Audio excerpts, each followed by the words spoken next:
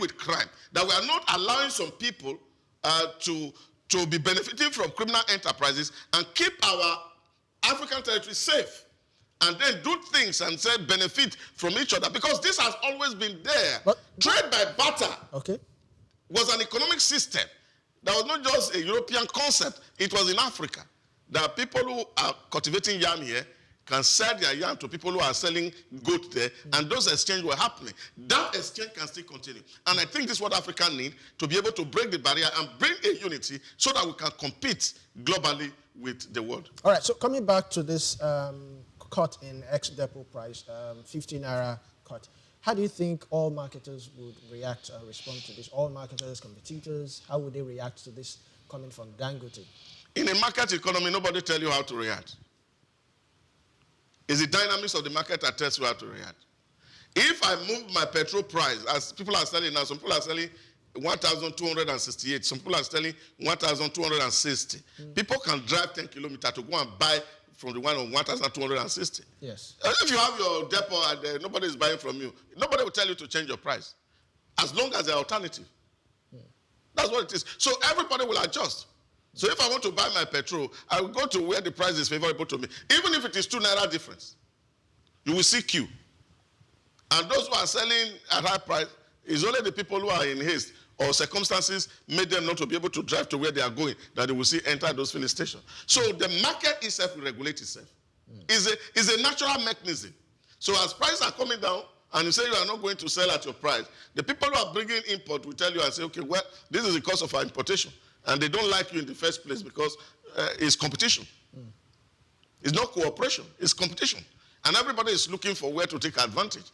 Some will compete by price, some will compete by quality, and some will compete by differentiation. So whatever people are going to compete by, now the buyer has a choice, which is the fundamental. You can decide to go to this filling station that's selling for you at 1,165.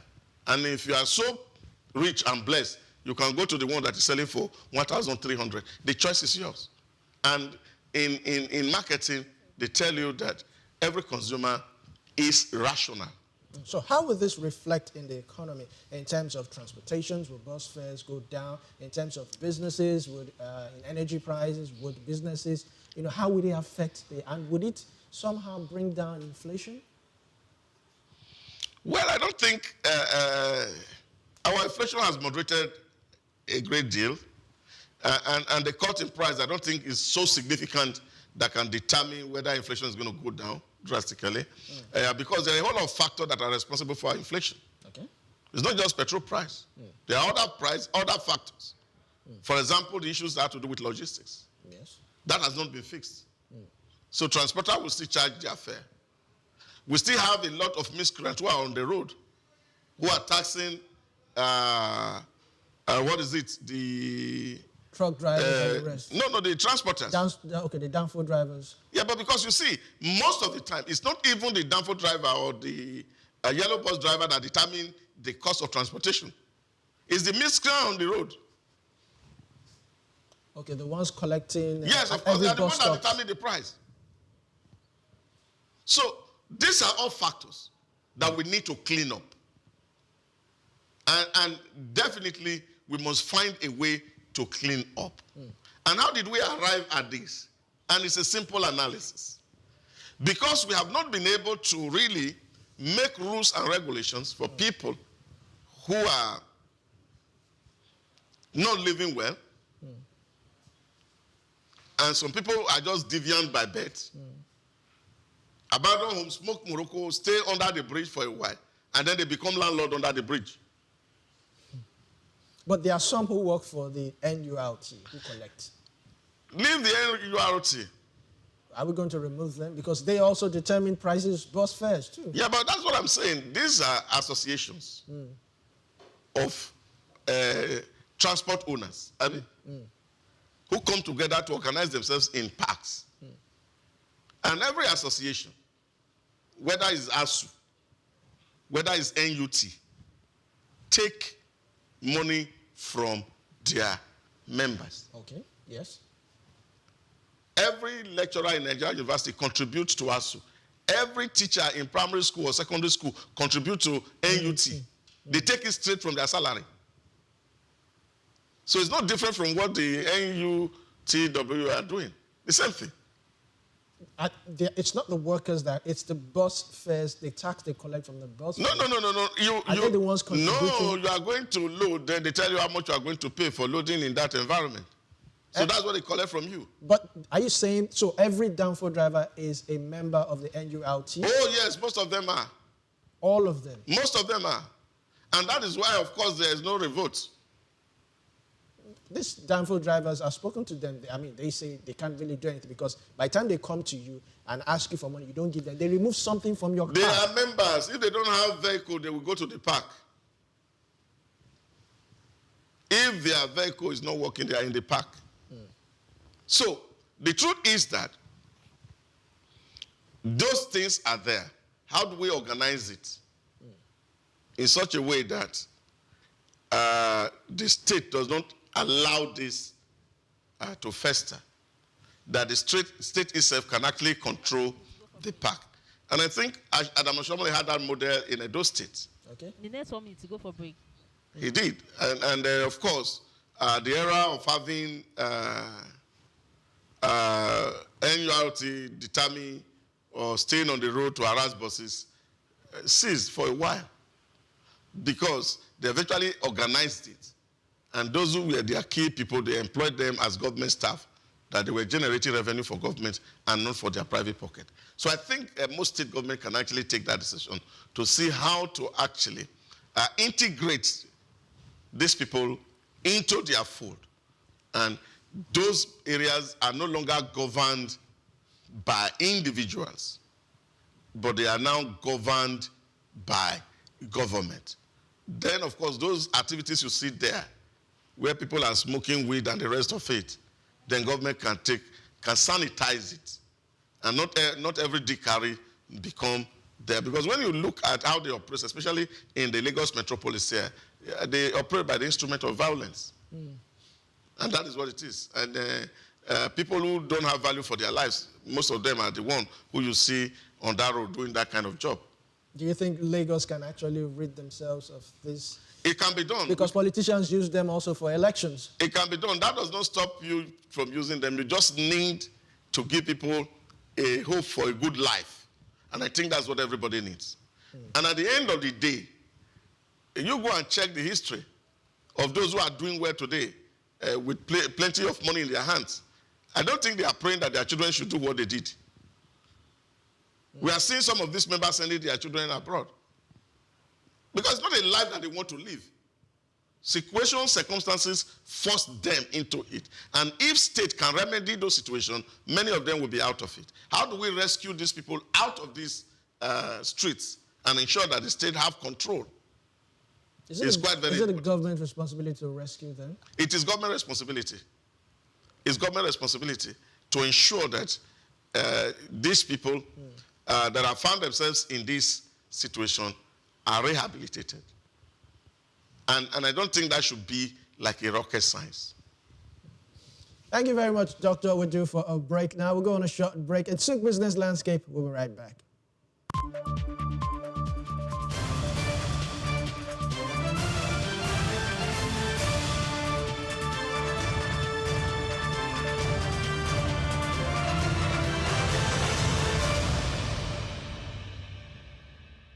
We've got just what you need right here at Femi Wash Media. Call it the Midas Touch, and you wouldn't be wrong. Let us record, produce, mix, and master your audio like nobody does. Reach us on our contact today for the best quality job.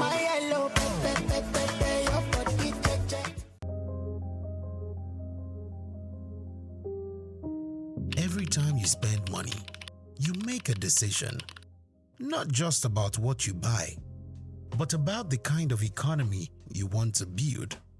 When you support a local business, you help create jobs, you help families earn, you help communities grow. Small businesses are the backbone of our economy. They reinvest in our neighborhoods. They create opportunity close to home. Before you click buy, or choose where to shop, pause and ask, is there a local option? Because strong local businesses mean stronger cities. Stronger cities mean a stronger nation. Support local. Build the future. This message is brought to you in the interest of economic growth and national development.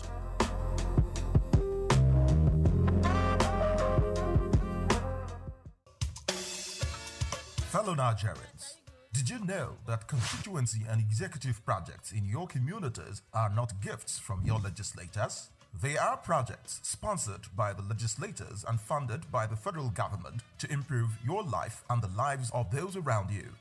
These projects belong to you. Without your vigilance, they might never be completed. Don't allow them to fade away into unfulfilled promises. Stand up, take ownership, monitor their progress, demand accountability, and report concerns to ICPC. Call our toll-free line now on 0800-2255-4272 or WhatsApp only on 0806-656-4726. This message is brought to you by the Independent Corrupt Practices and Other Related Offences Commission, ICPC, with support from MacArthur Foundation and the Center for Democracy and Development in Africa, CDD. Stand by, sir.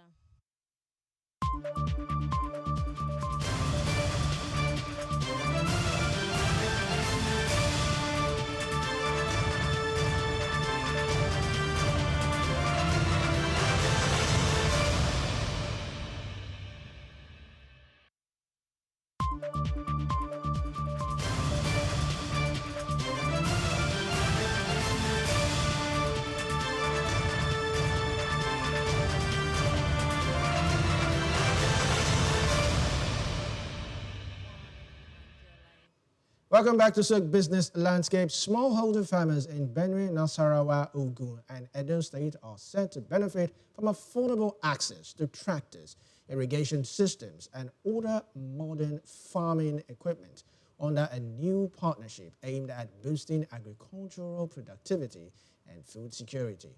The Equipment Leasing Registration Authority and HIFNA Nigeria signed a 2-year memorandum of understanding under HIFNA, Nigeria's flagship Niger Unlock program. Now, the agreement will run from August 15, 2026 to August 14, 2028. Now, the initiative is expected to strengthen agricultural value chains, improve access to mechanized farming tools, and increase food production while supporting smallholder farmers to enhance their productivity and, of course, income across participating states. Quite a good initiative, Doctor. This is a partnership, public and private partnership coming together to, provide tractors for farmers. But do you think that alone, aside what is going on in these farms, some of these farmers are not even going to farms anymore. Do you think this will suffice? Well, I think we just need a lot of people who will deliberately invest in farming. And I don't even think that it's every farmer that needs a tractor in the first place. We still have smallholder farmers who, by the special grace of God, they don't have those things to do these things for themselves. I think beyond even the tractor, there are a whole lot of things that I feel in the value chain that can be done today. We need wealthy individuals who are investing in oil and gas to also invest in farming. You know, in America or in the Americas, if you say you are a farmer, it means that you are a high net worth individual. And I think we can go to that point of really encouraging people to farm. You see, the reason why this tractor stuff is not as attractive to people is the fact that if you rent a tractor to cultivate less than an acre of land, you cannot even recover the cost of renting, let alone buying one. That's the challenge. So for people who need tractor are people who are doing industrial farming, who have hectares of land to cultivate. and they have plenty of people who are working there, and then simplify to produce food for people. These farmers, how will they, or will they have to get someone to operate the tractors? Because, of course, for a farmer... Yeah, but for industrial farmers, they will engage tractor drivers. It's just like you go into a regular company, manufacturing company. You have forklift operators. Yes. So they are employed. They are in the company's payroll. This will add more to cost of running. For manufacturers, is it not adding to costs? Yes. Are people not farmers. buying the goods? You factor the cost of production into it. But what I'm saying to you is that if a smallholder farmer, you give him a tractor, he has to rent A tractor driver. a tractor driver. He has to rent maybe the tractor. What I'm telling you is that the cost of renting that tractor and getting somebody who drives it, by the end of the year, if it's annual crops he's doing, he will not even be able to recover the salary for the person who's driving the tractor. So, for us, if we have to prioritize agriculture, it has to be industrial agriculture that is produced mainly either for export or for commercial consumption. What about these food manufacturers, restaurants, these large restaurants? Don't you think they should come together? I mean, for beverages, they need sugar and some other things. Don't you think they can also, come together, form a partnership for industrial farming, like you say? There are a lot of people who operate in Nigeria today that have farms that feed their factory. Those are industrial farms. People are working in those farms. And all the things that they require, they take it from the farm, bring it to Lagos factory, process it, and sell it to you. So they are there. Okay. They are there. But we need a lot of people who are going to do industrial farm. For example, to produce yam. So we need industrial people to invest in that particular area. Just as people are investing in producing rice. So when you have industrialists investing in this farm, maybe what government can also do, lease land to people who are deemed to be very serious. So they bring in their equipment, they invest in research for improved yields, and then of course also shorten how we can do things that can make life really easy. I was showing to a colleague of mine yesterday, and I was seeing rack that are made from China that are selling in Nigerian market. I said, ordinarily, Nigerian weather should be able to do this. Let's leave the big tractor behind. Can we also be encouraging agricultural engineers who can also be thinking of small tools that are not too expensive? Somebody invented the cutlass and hoe ages ago. Can we go beyond the cutlass and the hoe to be able to have some pneumatic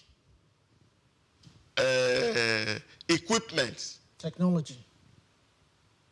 That when I have this cutlass, I don't need to use my energy to cut it. I just press a button and the thing is cutting everything. Like the grass cutter itself. The yes. Automatic grass so those small equipments, those are where we need investment for the smallholder farmers. Except that we are able to now organize these smallholder farmers into a cooperative. The way my great-grandfather were doing farm in their village. If there are 5 in a family, the 5 of them go to the same area to go and do farm, and it looks massive. And they can give each other help and assistance. So, that cooperative, if we can organize it and see, okay, this land, we have given it for smallholder farmers, so everybody come in there. Then, of course, investment in tractor can make some sense. All right, so this initiative, how would it reflect in food inflation or even food scarcity? Do you think this would reduce inflation, food scarcity? When done well, this is a point I'm making. Follow the train of my thoughts. If you give a smallholder farmer a tractor, you only increase the cost of production. The food that is going to come out of that farm, if he prices appropriately, you cannot afford it. Which is the reason that locally produced rice in Nigeria is more expensive than imported rice. So what is the way out? So the way out is, how do our institutes, research institutes, agricultural university, their engineering department can conceptualize solution that can help smallholder farmers who are the basic people in farm, because we don't have industrial farmer yet.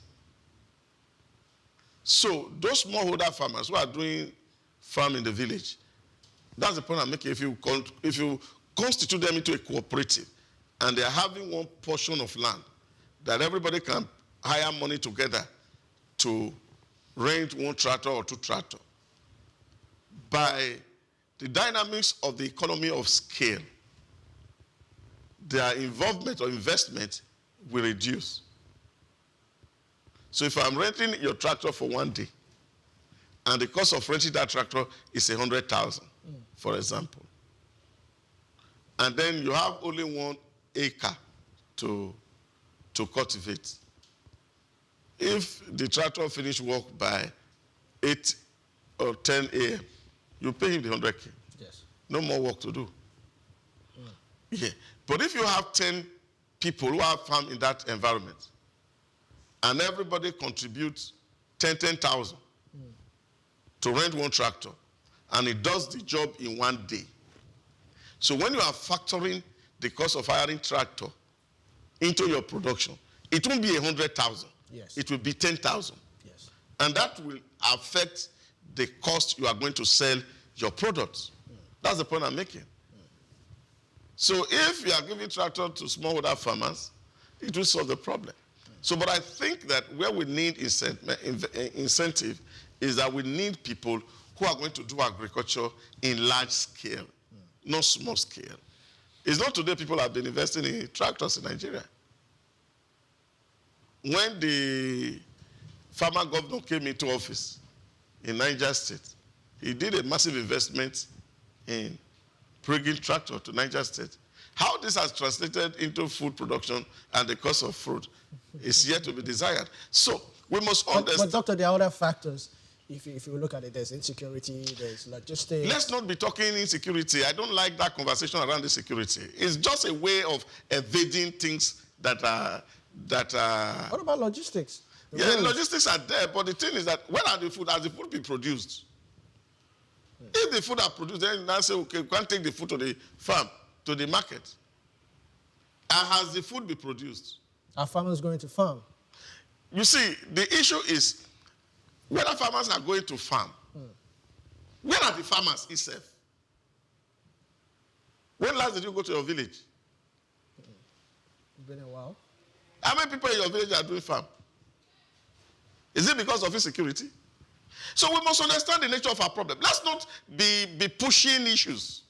You see, we Africans, we have a way of explaining away our failures. We have a way of explaining away our failures. All of us understand that people are benefiting from this insecurity. That if we want this insecurity to stop tomorrow, it will stop. It has become an economy to some people. That's why it's first rate. Leave that. So, because it's promising cheaper money than hard work. That's why we are talking insecurity. So, I don't like when we are talking economics and somebody is putting insecurity. Because a lot of people are benefiting. Unduly, and that's for me is blood money. And that's where those who are supposed to be the conscience of the society need to be speaking to. Who are these people benefiting from this blood money? The issue is simple. I asked a question the other day. Every time you see Air Force bomb some people, they say it was a market. The last one that happened in Borno, even the Borno come out and say, look, 4 years ago, we said nobody should be gathering there. So who's that person that went there to be doing market? Because some people are shielding these people and creating narrative around it. So let's understand what our problems really are. That we have a lot of people, our local people, who now are benefiting. Because some of the people are the people shooting them, giving them information in the bush. You think people can just come all the way from, like we always argue and say, these people are coming from the Sahel. Somebody come from Sahel and be terrorizing us without local support. We must understand that reality. That a lot of people have found that this crime is giving them cheap money, and then they are investing in it and making life difficult for other people. But I think beyond what is security is a further and fundamental issue that we must also address, is that where are the farmers? I know you said it yesterday that most of the people have migrated from the farms, are in the city, and they are waiting for people in the farm. In the farm to give them food, so they can't find the food. And that's why all of us are hungry. So let's leave insecurity out. So how do we encourage the youths that are the ones coming up? You know, how do we encourage people to go back into the farming life? See, it's absurd. 2 years ago, my mother-in-law, who is a widow, planted yam. Because when they leave it in the farm, they will go and steal it. She brought it, an old woman, close to 80 years, brought the yam to her backyard. In the night, the lazy boys in the village, who cannot go and plant, came and used wheelbarrow to take the yam to go and sell in the market. Is that insecurity? You see, let's leave this debate, because we don't face reality as a people. We try as much as possible to explain things away. Flimsy things. A friend of my cousin told me, in my village, a reverend father in the front of his church plant pepper, tomatoes. The village women in my own community will come to the reverend father to buy tomatoes and pepper. That's where we are as a people. Can't we tell ourselves simple truths? Don't need to hide under the gap, oh, insecurity, insecurity. Who are the people doing the insecurity? They are our children who refuse to work. So people are unwilling to unwilling to do hard work. That is the issue. That's why I'm saying, look, how do we really make agriculture simple enough? Because really, it's tedious. I did farm. I understand how tedious it is. So how do we reduce that tediousness so that people are not going to be expending too much of energy, rather come to the village? And this come from the village and not. So a lot of people are choosing to sit down in the front of the house. It's not because there's insecurity in their village. That's not the truth. We must accept that migration has become a reality, that people feel that there's better life in the urban center. So if you move from your village to Benin, you'll just be picking money in the street. And when you get there, you find that the money is not there. Now you are looking for means to survive. So all of us must understand that the change and shift in our value system is responsible for the crises that are around us. But how do we now have to reorient people to understand that people now begin to give value to work? That is my argument. And I have said it time without number. It's not to underrate the impact of education in society. It's for us to also understand, how do we create an education that is productive?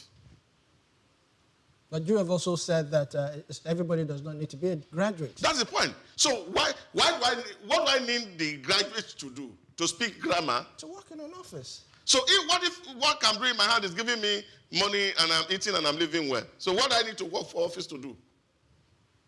That mentality had to shift. Because that again was created by the colonial master, who invested in educating us, not because they wanted us to be productive. If you remember Nkrumah's argument, writing, reading, kind of education, was to raise clerk who will help them move our money from Africa to Europe. And we have not been able to reinvent that education system. So our education system still continues to raise clerk. That's what we need to deal with. We need a productive education system. So if I am a mechanical engineer, for example, and I've studied engineering for 5 years, and I cannot repair a motor, what makes me a mechanical engineer? I can't build, I can't repair. And then you carry paper out everywhere and say you are a mechanical engineer. That's not a functional education. So, I was telling somebody yesterday, I know people who were of my age who went to technical education. In those days, when they come out from technical education, they repair generator, they repair motor, they repair bicycle, they repair motorcycle, without learning it by roadside. That is the kind of education that Nigeria needs. The practical. So that if people are going to University of Agriculture, Abeokuta, they are not going to agricultural university because they are frustrated, hoping that, oh, even if with the agricultural degree, I can still work in the bank. That's not the kind of university we need.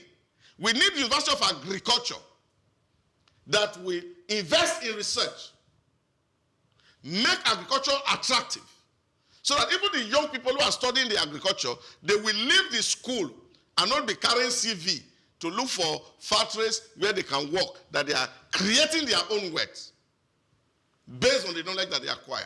Until you get that functional education, we will be on the same circle talking about poverty. All right, let's move on to the next story. The Lagos State government, yes, the Lagos State government has partnered with, of course, they have signed a memorandum of understanding with the yellow buses. They are going into partnership and all that. Understanding with Nigeria, that's the Union Road Transport Workers that we earlier talked about. Now, the Road Transport Employers Association of Nigeria to formally regulate public bus operations and integrate downfall buses into a modern transport system. Now, this agreement was signed on Wednesday under the Lagos State Bus Industry Transition Program. Now, the government says that the initiative will restructure commercial bus operations while preserving the role of existing operations in the sector. Officials say that the program is expected to improve commuter safety, enhance service delivery, and of course promote a more efficient and sustainable public transportation. Doctor, this is quite a good one. Lagos State trying to partner, which is what we were even discussing earlier on, and you, off camera, you were trying to explain that they are setting match, you call it match money, that they pay. The local government have their own officials there, and the union also have their own there. But this partnering, how will it, do we get to see something like a reduced or an affordable transportation? How would it affect private bus owners? Would they be willing to partner? Because there was also a time, I think this year or last year, there was a report that Lagos State were planning to bring in new buses, phase out the yellow buses, and people protested that you're taking food out of the mouths of these downfall drivers. So do you think these downfall drivers would be willing to partner? And will it ensure safety? That's safety, because that's what the report is saying, safety of passengers.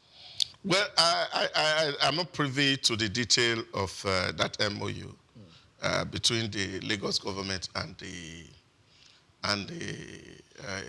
bus owner or the National Union of Road Transport Workers. I'm not privy to the details, but I think there's more for us to know the nitty-gritty of this operation. And I think, again, it shouldn't be a rocket science for us to be able to do. And I feel one of the things that Nigerians can do, if this had to work, is to get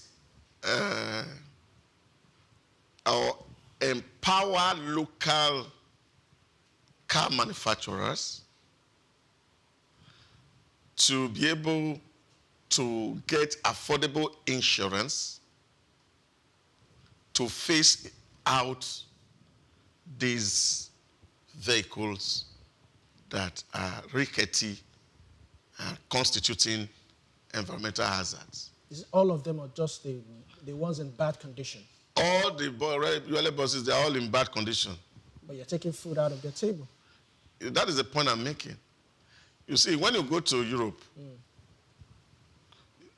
people, if iPhone 7 comes out today, iPhone 17, I mean, not 7, comes out today, some people are on a contract. They just take their old iPhone to the manufacturer, Yes. add some little money to it, and then they buy a new one. But we don't have that facility here. Apple is not even in Nigeria. Yeah, these are the issues. Let's not do those arguments. That's what I'm saying. Innocent is manufacturing car here. But how much are these cars cost? No. Just listen to me. Give money as government in bulk to buy off this scrap off the road. Okay. Take off the scrap off the road. Okay. How do you do this? You put insurance on these buses, and it's going to take some period of time for amortization. So you put value on it, 5 more minutes. and then Are you good? you scrap all the cars. And the bus owner get new buses. But, Now, that new buses that they get is going to be fully insured, fully insured, and the owners are remitting to the company. Doctor, I think it's a So case if they default in remitting, the insurance take the motor away from them. Say they lost ownership, so that people can be accountable and responsible. So you can work that out, that framework. Because if you say, oh, we are going to take the motor away, they are going to ship it to another village, maybe Abeokuta, where you come from. And then, of course, it's constituting hazard in that place, and you already have enough there, like they did to the motorbike. So I think what we need to do is to recycle these buses completely. I think it's an issue of maintenance. I mean, if you see the way this drive... No. Beyond maintaining it. Beyond maintenance. Now, if you look at what the major transporters are doing, they have such arrangements with manufacturers, OMEs. Interstate transporters? Yes, transporter, yes. They have agreement with OMEs. And that's why you see some airline, motor line, when they use their motor for like 3, 4, 5 years, Yes. they ship it to other small users and bring in new ones. Okay. Because they finish paying. So that arrangement can be done. So it has to be a tripartite arrangement. How affordable will it be? It will be obviously affordable. Why I'm talking about tripartite arrangement, that original manufacturer on the one hand, government guarantee on the one hand, and then these transporters on the other hand. Now, what that will mean is that the original manufacturer will have the responsibility through procurement, contract management, to maintain and train drivers. The bigger problem we have in Nigeria, when we are talking about maintenance issue, is also the weakness of regulations. More than 90% of people who handle wheel in Nigeria today cannot pass driving test in Ghana. They cannot. So how are they getting their driver's license? That is a weak regulation. There are people who have never been to driver schools and they have driver license in their wallet to do bank transaction. So we must tell ourselves where we are weak. And once these are taken care of, a number of things can really go right. So what you need is that you need that tripartite arrangement between the manufacturer of vehicles, the transporter who are there already, and then the government stand as a guarantee. So they scrap all this motor and give these people new vehicles that will be air-friendly. In that case, all this diesel consumption can also reduce because you can actually decide to make them all CNG compliant. And that also become environmental score for the state and reduce the pollution and all the rest of it. So these are strategies that are workable if government will do what is needful. I don't think the agreement is just between the government and the cab owner. There must be a third party who manufactures car that can take this crap off the road and give them new vehicles that they can use. Who will regulate this? The government? Yes, of course. Government is the guarantor. I mean, traffic, movement, everything, discipline. So what I'm saying is that when you procure, there will be training that has to be given to the people who own the car. Maintenance. There will be a service center where these people have to go so that the original manufacturer say, okay, we have established a service center for these buses. So if you drive it for this number of days or this number of kilometers, this vehicle is due for service, and bring it to real experts who will operate it. And then, of course, you now find that these people who are setting up these workshops can also train mechanics who are not going to be doing trial and error, to be able to diagnose problems in the cars and then know what parts to change, and then the car gets on the road again. So then we can actually do maintenance culture. And then we can set a kind of a lifespan for every car, that if you drive this car for 5 years or 6 years, then the car can go back as scrap into the factory. That means and new ones are produced. The vehicle inspection service or officer would have to also partner to, because they are the ones in... Yeah, but that's state. That's the state. So what I'm saying is that, you see, today in Lagos, if you own a vehicle, if your vehicle license is due, it's going to be due in 1 month, you will get a text message alert. So that can also be programmed. Okay. So if your vehicle is 5 years and it's supposed to go into scrap, it should get into scrap. So they'll be recovered. And that's why you see most of the things, when there are accidents, then insurance replace it. That's why all the motor they ship from abroad to us, they're all accidented cars. Because their insurance is functional. Maybe by that time, we are richer than Europe. The economy is going down. We cannot be shipping Tokumbo to Europe. All right, Doctor, one final question. How will this improve safety of the commuters themselves? Because sometimes if you see the way these dramful drivers drive on the road, it's not encouraging, of course. So how will it improve safety of commuters? Will this also reduce congestions? I mean, take for instance Oshodi. If you drive through Oshodi, half of Oshodi is already congested with these yellow buses parked at one side. How would we get to reduce congestion?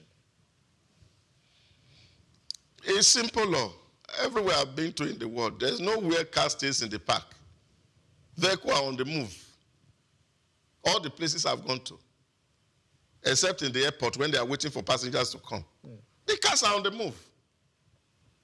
Why should a bus stand in a bus stop for more than 5 minutes?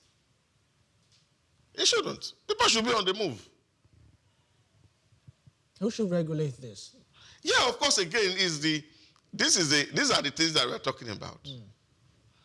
Because state is benefiting, the NUWRT is benefiting, and therefore we just look away. People simply look away. That is what it is. So if people are not looking away and that we want to enforce the laws will work. But the truth of the matter is that I don't see a situation where, because when you go to other places, especially when it is run by the state, metro, once they tell you this bus stays here for 5 minutes. In 5 minutes, it moves to the next bus stop. And then people are on the go. So you are not going to have that congestion, as it were. So drivers move around and pick their passengers, and then they move. So we are not going to have this kind of thing. So if it's like a mono-way traffic like we have in Lagos, in the morning there's a rush, and in the evening that there's a rush. Some people can finish their rush in the morning, go and do something else, and in the evening they go and continue with the rush. So some of these things are the things that we need to put in place. But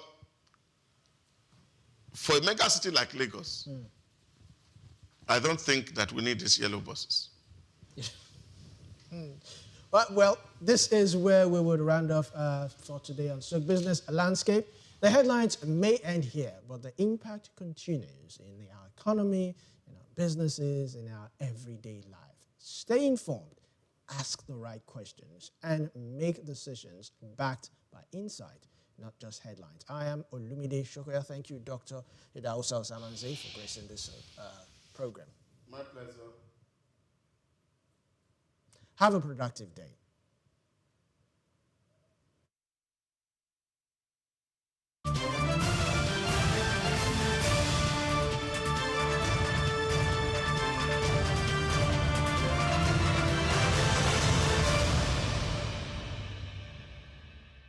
Africa is on the rise, and at the forefront of its growth is a sector as old as civilization itself, agriculture.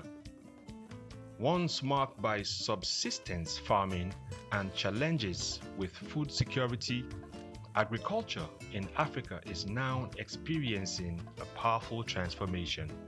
From the fertile lands of Nigeria to the tea fields of Kenya, agriculture is driving economic growth and lifting millions out of poverty.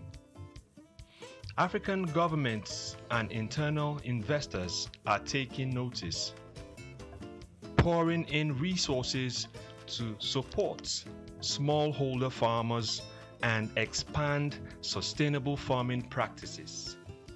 Digital innovation is playing a major role in this transformation. Mobile apps provide farmers with crucial information on weather, market prices, and crop management. These digital tools are empowering farmers to make informed decisions, increase their yield, and get fair prices for their produce. Now I know when it rains, I can plan my planting better, and I know where to sell my crops for a good price. It's really changing our lives. We are committed to investing in agriculture as a pillar of our economy. Our goal is to make farming not only viable, but a source of wealth and stability for our people. African countries are also scaling up for exports, especially in high-demand crops like coffee, cocoa, and cashew. By focusing on quality, Africa is capturing a larger share of global markets. But the transformation goes beyond exports. Across Africa, new farming techniques and policies are helping to meet domestic demand and reduce reliance on food imports, contributing to food security across the continent. Women are also a key part of Africa's agricultural revolution. They make up a significant portion of the agricultural workforce, and initiatives are empowering women farmers with resources and training to enhance productivity. From subsistence to sustainability, the future of agriculture in Africa is bright.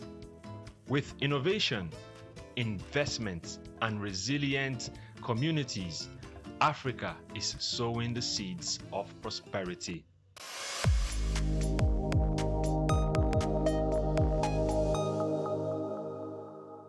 We've got just what you need right here at Femi Wash Media. Call it the Midas Touch, and you wouldn't be wrong. Let us record, produce, mix and master your audio like nobody does. Reach us on our contact today for the best quality job. Hello Nigeria, hello Africa. Yeah, this is Sound Man. Keep watching SOUQ News. My name is Babalola from Excel LED. Keep watching SOUQ News. My name is Shepherd Michael Adewale Onofuye. I enjoy you all to always watch SOUQ News TV. Hi, I'm Tom Boggaballs, and please keep watching SOUQ News. Wale Seriki, SLG Lagos Island East, SOUQ News. Keep out watching them and keep a lookout for them. They're up and coming, and we're proudly to be affiliated with them. You alone where they make me go crazy. This your love in the cool of my brain. You're my medicine, I need you all day. Yo, it's Blackface Nigeria, and you're watching SOUQ News TV. Keep it locked on this dial, don't change it. You know what I say? Blackface Nigeria, love no bad.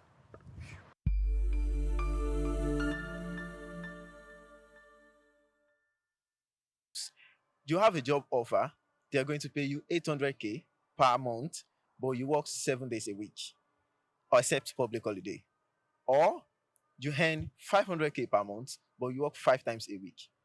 Which one do you think you will go for?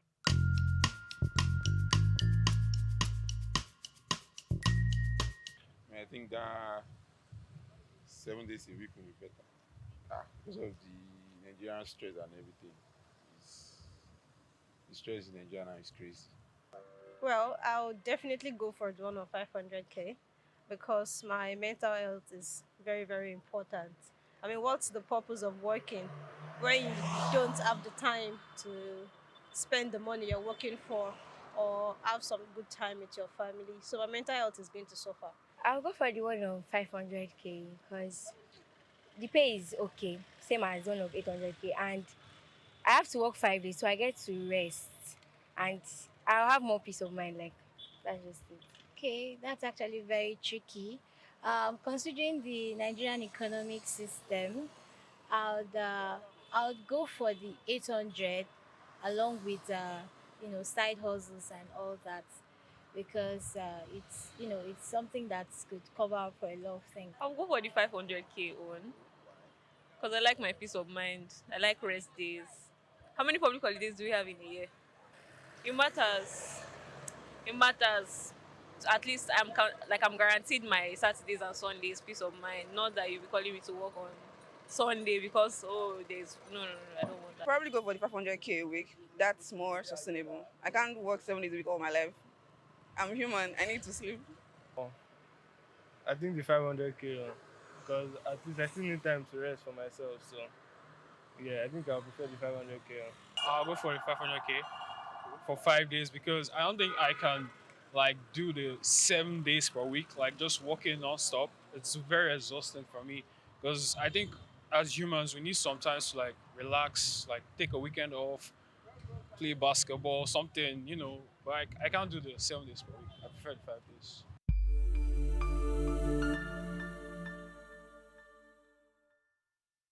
But would you say compromise is the same thing as settling? It's not the same thing, but it's a thing where you can see clearly this thing is not good for me. You know, when you're with your partner, there are certain feelings you should feel. You should feel safe. You should feel Butterflies secure. in my belly. I mean, that butterfly part, I don't know anything. It's like that again. Butterflies are overrated because sometimes you could be feeling butterflies for someone who is not good for you. Yep. Yeah. What I probably wanted at 21, I don't want it anymore. So does this actually really affect the choices we make as women in terms of compromise or settling? By the time I crossed 23, 24, it was people that were 6 years younger that started coming. It became a problem. So now, if I'm walking down the street to someone that I'm 10 years older that will be like, yeah, hello. When I find out the other guys that what's up, they just want to be friends. Young guys now, they have a lot of guts. They just think that older women are fine. Yeah. It's okay. No, they know we don't demand too much. No, that's not why. But women get to make those mistakes. They're desperate. Your mother is shouting in your ear, when are you going to bring a man home? Her sister's child just got married. Her friend came to the house and is inviting her for a wedding. Your friend, she's getting married. Did she tell you? It's everywhere. And now you're older. Once you clock 30 or once you're clocking 30, the pressure is there. And but in the end, you don't want to be that guy who's jumping in and jumping out. Right. Some people are even lucky to be able to jump out. Some people they didn't get the privilege of jumping out. They died in there. As little girls, many of us imagined a certain kind of life. We had dreams, aspirations, career, relationship, family. But then, life definitely happened, and that's why we're having this conversation today with the question, are women simply settling or getting what is available? Welcome to Under Her Skin. I am Sarah Owusu, and you know that I cannot be here alone. It's not possible. It cannot happen. Of course, I have my sugar girl with me in the studio, looking dapper, as always. Lady in blue, sugar baby. Never to be cut on fresh. Okay, how you doing, girl? But this your look today. I gave me some high school, you know. I have to go back to, I don't want to say other things, but you look good, girl. Thank you. You look amazing. Thank you. Are you ready for us? Yeah. Guys, sugar is ready. And I have two people actually, but someone is a friend. She's a very familiar face in the house, but she's new with us on this set. We had to drag her in today. We have Omobi in the studio. Hi. Come on. Oh my God. No. How do you feel being here, Omobi? My skin is crawling because you guys are trying to get under it. Oh, we're definitely going to get under it. We're going under your skin. Thank you for joining us. And the last person we have in the studio is a very special guest. You know, she's media practitioner, OAP, broadcast journalist, red carpet host, podcaster. The beautiful Sarah is with us in the studio. She's my namesake, by the way. Yeah. Sarah! Woo! Thank you for having me. You look amazing. Thank you. You all look amazing. So I love the fact that we're all here with our energy. We want to talk about something very interesting. You know, growing up, we all had different dreams, career ambitions, goals, desires, and we found ourselves just somehow deviating from it. And that's why I want to discuss this topic. Are women settling for less, or they're just going with what is available? And I'll start with Sugar. Let's go into some sort of retrospective bit. If you could sit down with your 18-year-old self right now, would she think you're actually living the life that you actually deserve? Well, the truth is, if I could sit down with my 18-year-old self now, she'll cry her eyes out because she had so many visions. Her vision was at 21, she'll graduate from school. You know, Ben did that to me. I spent 8 years for a 4-year course. Her vision was that by 26, she'll have a PhD.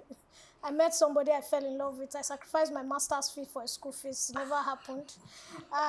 There was another one. I was supposed to go abroad. I fell in love with someone else. I gave him my money. My parents almost disowned me. So look, let me tell you something. I have made those mistakes back to back. If my younger self finds me, if I was thinking about it one day, that if I go back into the world, there are some men, as soon as they said hi to me, I'll just start running. Because those guys, they came in with disaster. But it wasn't totally their fault. It was also a good run for me. It was good because in life, you get to experience certain things. And if you don't go through the hard things, they tell you experience is the best teacher. Absolutely. But just pray you never experience it because they leave scars. So the truth is, I have been scarred. But one good thing about it is I've come up strong. So I remember years ago, I ran into a friend of mine. She's 45, and at 45, she had a PhD. She just got married. She had 2 kids. She didn't get married till she was 40, and she told me that, look, when she hit 38, she sat back and told herself, I am going to reconstruct my life. So the good thing about time is you can always go back and reconstruct my life. But I am proud of who I am. I made those stupid mistakes, but I love the mistakes. I went clubbing, I went dancing, I'm happy. And when I see younger girls, I'm not a bitter older woman, because you know, unfortunately, there are a lot of older girls that are very bitter. They see a 21-year-old girl in a miniskirt and they're angry. Why are you angry? She's 21. Let her show those legs off. Right. So you know, I'm not bitter, I'm happy. Yeah. Those experiences have shaped and helped you. Omobi, if you start with your 16-year-old self today, would she think you've settled? No, because first off, when I was that age, I was not part of those people that were planning things. Okay. Yeah. I was not part of the people that say, oh, I want to get married at this age, I want to get married at this age. As a matter of fact, I didn't have marriage in your plans, in my head at all. right? I just know that I wanted to be someone. I've read a lot about a lot of people, and I said, okay, I want to be like this person. I want to achieve great things and all of that. So where I am right now, as against where I was 16, I have not settled. As a matter of fact, I settled at some point, right? And then I was like, okay, this is not what I want. It was not a decision of, this was not what I planned for myself. It was more of a decision of, this is not what I want. Yeah. So I think I need to get out. So at way over 30, I found myself in a new career path. Totally different from what I got out of school and got into, which was banking. And I was excelling at it. I was thriving. But at some point, I just felt like, why am I here? What am I? There's money in bank. Exactly. I think that was why I was there. But you know, money is the motivation. Serious money in bank. But and then that's why I tell people now, when they say, everybody is quick to say follow your passion. But I feel like if you follow your passion when you're hungry, you get angry. We're coming to and then that. you hate the passion. Yeah. So for me, thankfully, I didn't have like this plan. So I followed the money first, and I was comfortable, my family comfortable, and then I had the audacity to follow passion. Right. Yeah. Beautiful one there. Sarah, if you sat with your 20-year-old self today, do you think she'll be proud of you? She'll be proud. Is she crazy that she'll not be proud? She'll be proud of me. She'll just wish that we had more money. Same way this age wishes I had more money. She just wish I had more money. But yeah, she'll be proud of me. I don't think that I settled. There were some decisions that I made though, and I'm talking career-wise now. There are some decisions that I made. I'm one of those people who wanted to be media personalities. You know, this is one of those careers where people fall, like, they find themselves in. You hardly find people who went to school to study mass comm, to become presenters, and to, you know, work on radio. So I'm one of those people. But at some point, I was so angry at my younger self for wanting this, because I need money. There's no money in this game. I mean, there's money, but like, when you're starting out, there's no money. Exactly. So many of us have found ourselves in that situation. If I sat myself, my younger self down today, I wanted to be an actress. That's what I wanted to do. Growing up, I loved the idea. I was into it. And my mom looked at me and said, the only way you're going to go into acting is if you go into a Christian. There's this popular Christian body, Mount Zion. That's the only way I'm going to allow you to act. Matanga. I'm like, no, I can't do that. And then I had another passion. I said, okay, let me do French, because I loved French. I did it all through my secondary school and everything. And they were like, no, why do you have to waste 4 years in school? And then I had to study mass comm.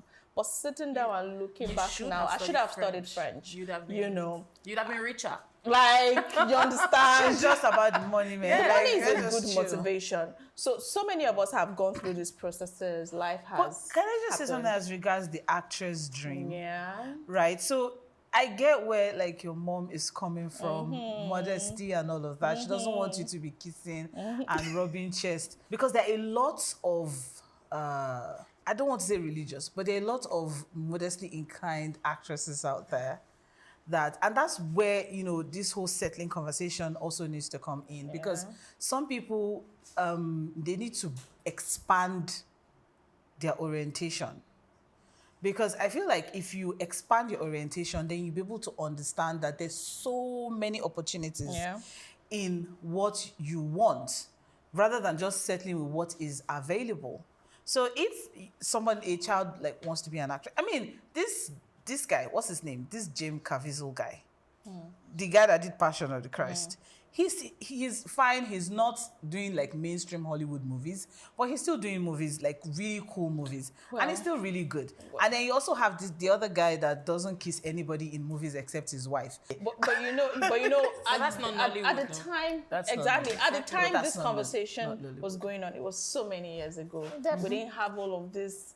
Let's start defining, or it was just what was shown to us. But let's now come back And a lot of bit. them are broke too. When I become a mom and my child says, I want to become an actor, I want to become this and that. Like, yes, the glam is great, but they are broke. Which brings me back to where my own conversation as regards the entire value chain. You cannot be broke in any profession. I don't believe it. It's not possible. So is it you just safe need to say, open. So let me tell you the thing, right? There are some actors that are very rich, richer than the average banker.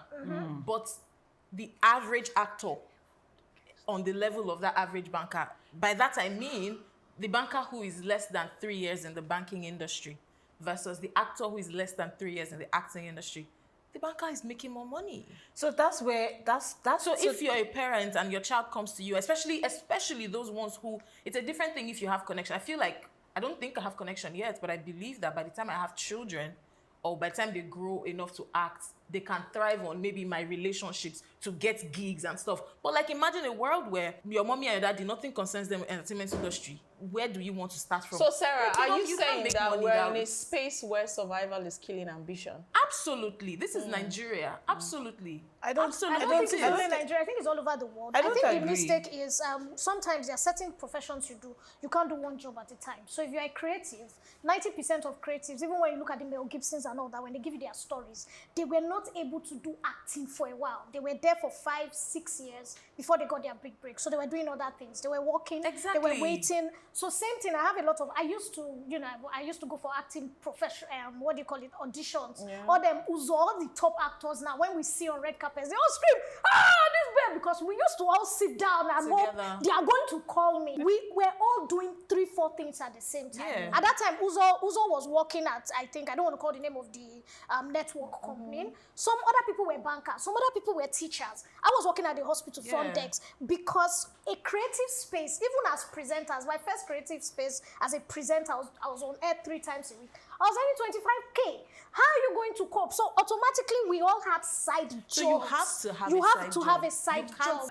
Except you have a rich mommy and daddy, by the way. No. At the end of the day, it's that I think now everybody wants to start at the top. And that's why you feel that if you are not doing something less, you feel that you are settling. There is no job that you want to start at that you will not have to start from the ground. You're going to pay dues. There is no job. While I hear that, I don't think you're understanding the part where the level of ground for a certain industry is different from the level of ground for another industry. Yes. Exactly. That's how you just need to if you understand your industry, you understand how your industry But bills works. have to be paid. You get into it. There is nothing you can do. You have to have a story before you get the bloody glory. Exactly why I said so. The bills story have to be is paid. the story is very, very important. There is nobody. All of the OGs that we know started from somewhere. You that you're sitting here that you are getting paid now, you started from somewhere. Of course. Except you are a Nepo baby. But unfortunately, you have to grow. If it comes at you immediately, you will fall immediately. And that's my own belief, that different industries you have where you have to start from somewhere. And that's why, you see that even from school now, even if you go to schools now, you see that a lot of students are doing stuff. Yeah. They always have a business. There's something that they are doing. There's one thing that they are doing. There's one thing that they are doing. There's one thing that they are doing. It's not possible that you just expect that you come out of school and then you jump to become the general manager of a radio station. Nobody is saying that. So you have to start from, irrespective of the industry. So here's the whole reason we're having this conversation is because we're using her case study as an actor in terms of, she didn't act anymore, so she's settling. I think that because she didn't toe that path doesn't mean that she's settling. What I am saying is there are certain industries, there are certain careers that has a financial leverage. That has a financial leverage. Others. So if I finish school and I studied accounting or whatever, and I find myself as a graduate trainee in a bank, I'm guaranteed at least 200K to start my life. 200K cannot do anything for anybody now, but I'm guaranteed that at least. Yeah. Where greed comes in, like you're saying, and everybody wants to start from the top, is when that 200K person is looking at their boss who has been in the game for 20 years and earning 10 million naira, and they think that they should be earning 10 million naira. However, you're an actor or a presenter, you know that your own starting from the ground, you're not guaranteed 200K at the end of the month for radio and TV or acting. And like I say, I'll keep saying, you don't know anybody. Yes. You should be prepared to work for free for at least 3 months. I believe that you have God and you're praying. If you're praying and putting in the work and whatever, before 6 months, before 1 year, you will get your money. But when I say get your money, I don't mean you're going to get paid so well, but at least you finally start earning. And you start earning exactly stipends. So, like I said, if my child comes to me with this Nigerian ecosystem where I don't know anybody, and you say you want to be an actor or whatever, great. But first, you are going to school because, like the examples that she made earlier, where she said the greats they had other jobs on the side. You have to have another job on the side. You can't drop everything and say, oh, I want to be a great presenter. Oh, I want to be a great actress. Therefore, this is all I'm giving myself to. You don't have that luxury to give yourself to that. So it's safe to say with that luxury. Everything that is going on, the society we find ourselves in, the economy we find ourselves in, survival tops the chart over ambition and passion. Absolutely. Right. Absolutely. You have to survive. You don't want to be that person who is calling your friends. You don't want to be that person who is calling your friends and they're ignoring your calls because they know you're going to ask for money. That's crazy. You don't want to be that person. Right. All in the name of passion. You don't want to be. See, like, it's beautiful to be passionate and be ambitious and whatever. Look at what you said. You worked in the bank first. You had some money to hold yourself before you pursued passion. Your experience and the person who had nothing and just wanted to, it can't be the same. My own experience is totally out of context because I did not plan to work in the bank. I was not chasing the money. No. As a matter of fact, how I got into banking is a long story that I don't think I'm going to bore us with, right? So it wasn't about the money. It was more about, I was working somewhere and someone just mentioned an opportunity to me, okay, try this thing out. And then I got it. Funny enough, they said that it's customer service that we're going to do. I got in, we've started orientation and it was there I found out that it's marketing. That's another marketing. Okay, so and then I got there. So getting in there and starting the job, I started doing it. That's why I said that I think my own my mentality right from the beginning. I told you I don't plan. I don't put things like, okay, I want to do this. By this age, I want to do this. Or in the next 2 months, I want to achieve this. Or in the next 10 months, I want to do this. I'm not that kind of person, right? But for someone who, like you have your mindset. I wanted to be an international diplomat when I was very young. Yeah. And then I found myself in commercial class. And because I didn't do history and government, I couldn't do international diplomacy in university, right? Because my school counselor pushed me into the commercial class. And for me to be a diplomat, I need history, I need government. Yeah. I didn't do that. So I found myself in mass communication. And that was what was given to me. Do you understand? Everything that has happened to me is not something I planned. Right. Okay. So that's why I'm saying in my own situation, it was not even about following like money or I didn't anything. say follow money. No, I said I understand. you had So a it was leverage. unplanned. It was unplanned. Sometimes it's unplanned. And Sometimes it just it's happened. unplanned. It just happened. Okay. And it goes to show that a lot of women are living lives that, On what's available. On what's available. Now let's cross. We've spoken about our careers. Every one of us have touched on it a bit. Let's cross over to something that is also very important. Relationships, right? When I knew, okay. Look, and you start to dream about the dream guy. No. When I was a bit younger, my birthday is on the 21st of March. Okay. So I had this calculation in my head, by 21, by 21, when I turned 21, on the I would have 21st finished of March. school. On the 21st of March, my boyfriend is going to propose to me. Oh my God. By 22, I'm married. Oh my God. Guess who is not married? All the single ladies. But you've not settled now. I'm coming to that, Okay. right?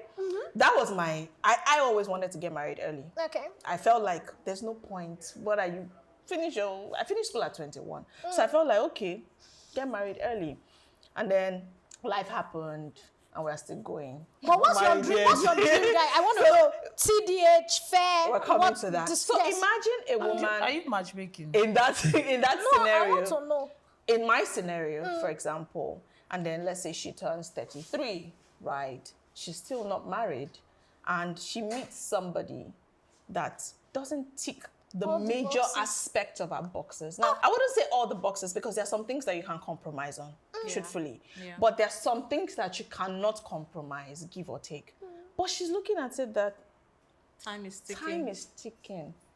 Does she go ahead to marry him? Of course not, because body go tell you at the end. Okay. Body go tell you at the end. Of course not. But unfortunately, we've seen a lot of women who A end up lot settling. of women, due A to lot of- societal pressure, Yes, they get a lot into of- But would you I like say to talk about compromise this, is the same thing as settling? Let's It's not spell the it out. same No, it's thing. not the same. It's not the Okay. same thing, but it's a thing where you can see clearly this thing is not good for me. You know, when you're with your partner, there are certain feelings you should feel. You should feel safe. You should feel Butterflies in secure. my belly. I mean, that butterfly part, I don't know anymore.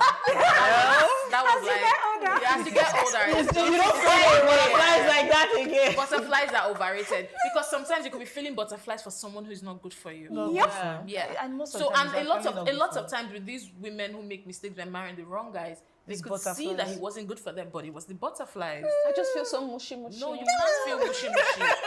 You can't feel is mushy it wrong mushy to for feel you. No, you can't feel mushy mushy for a man that is not good for you. Or okay, this is a woman show, so let me just leave it as for a man that is not good for you. 'Cause I was Right. gonna say, or for a woman that's not good for you. But women get to make those mistakes. They're desperate. Your mother is shouting in your ear, when are you going to bring a man home? Her sister's child just got married. Every Her time. friend came to the house and is inviting her for a wedding. Ah, your friend, oh, she's getting married. Did she tell you? It's everywhere. And now you're older. Once you clock 30 or once you're clocking 30, the pressure is there. And But in the end, you don't want to be that guy who's jumping in and jumping out. Right. Some people are even lucky to be able to jump out. Some people didn't get the privilege of jumping out. They died in there. Or some people are dying in there. As far they can't come out, but they are not happy. And you can see that they've lost their spark. Right. You don't want to be that guy. So, Sugar, using my example here, do you think that age actually changes standards or perspectives? Because it could be that I wanted to get married at 21, like I said. Okay. But now I'm way older than that. And I sit down and I'm like, what I probably wanted at 21, I don't want it anymore. So does this actually really affect the choices we make as women in terms of compromise or settling? So minus age, I'm very thick on this thing called destiny. I'm very thick on this thing called the external force that sometimes, just throws us around. When I was 19, I got proposed to by somebody that was already doing his PhD. And my mom was like, she's too young, because my mom felt she married early. And because she got married, she had to go to university for my husband's house. So she used to say, I want my daughters to marry late, when they are 30, when they are 30 plus. I want them to see life, because she always felt that there was something outside that she didn't see that my father kept her from. Now, so when people were coming, at that time, it was like when I was younger, people that were older than me were always coming. And my mom was very upset about it. She was always protecting. By the time I crossed 23, 24, it was people that were 6 years younger that started coming. It became a problem. So now, if I'm walking down the street to someone that I'm 10 years older that will be like, yeah, hello. When I find out the other guys are also, they just want to be friends. But you see those small boys, they're obsessed with me. I'm like, what's going on? Is it a curse? We used to call it the curse. Anyways. No, actually, young guys are not actually, they have a lot of guts. Oh, God. Well, no, it's true. They just think that older women are fine. Yeah. It's okay. No, they know we don't demand too much. No, that's not why. I'm telling you, that's the truth. That's not why. An I think older woman- women even demand more. No, an older woman will have sex with you and think of making you breakfast. An older woman will not throw tantrums unnecessary. You think so? You see these small girls. I don't think so. An older woman will have sex with you and make you breakfast? Bro, I don't agree with that. I don't agree with that's that. probably because the older woman wants to get married and she's like, no, not what's married. happening? You are responsible when you are older. As far as your So son. when you are younger, when As you far are as your older, babe. when you are older, That's so what you yes, you have sex with him and you smell his boxers, it's dirty. You You wash never- it. Most older women do that, but a younger girl, she doesn't. Wait, hold on.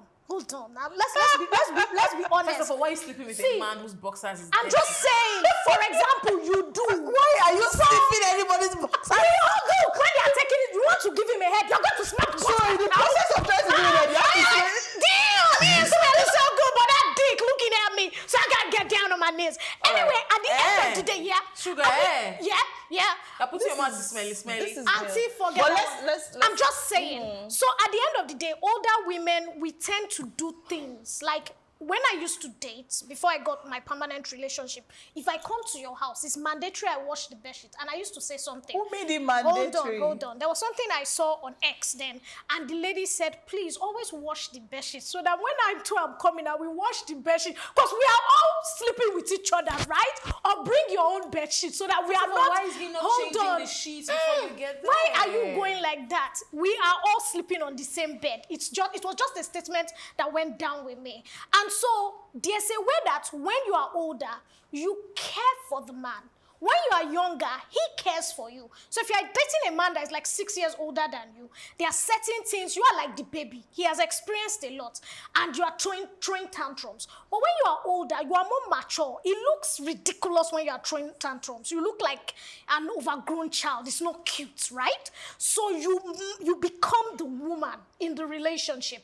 In fact, it's more likely when you are older, your guy is like, okay, babe, I have 300K, hold it. You know how to do everything. Just do it around. It's more likely you are the one that goes shopping for clothes. Most of the time, I say it all the time. I don't know, maybe, I don't know about you guys.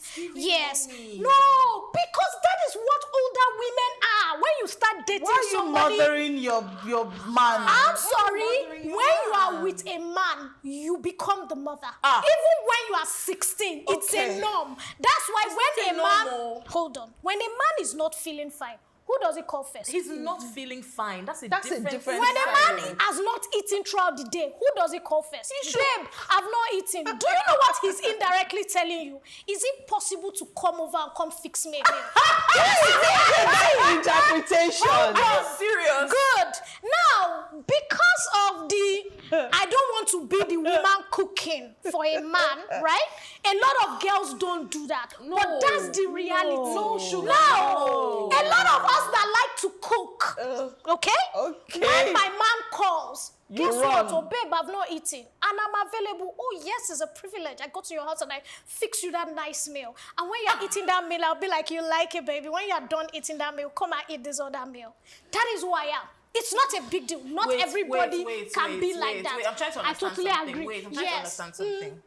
I'm trying to understand something. Yes, baby. Every time he's hungry. If I'm available, that's the word I use. No, if I'm available is secondary. The primary, no. Yes. You being available is secondary. My focus if he's here hungry, if I'm not available. Wait, my focus here now is that if a man is hungry. Yes, it's my man, not a man. If your man is hungry. Yeah. This man, is he husband or boyfriend? Boyfriend, I don't say husband. Good. So if your boyfriend is hungry. That's my man.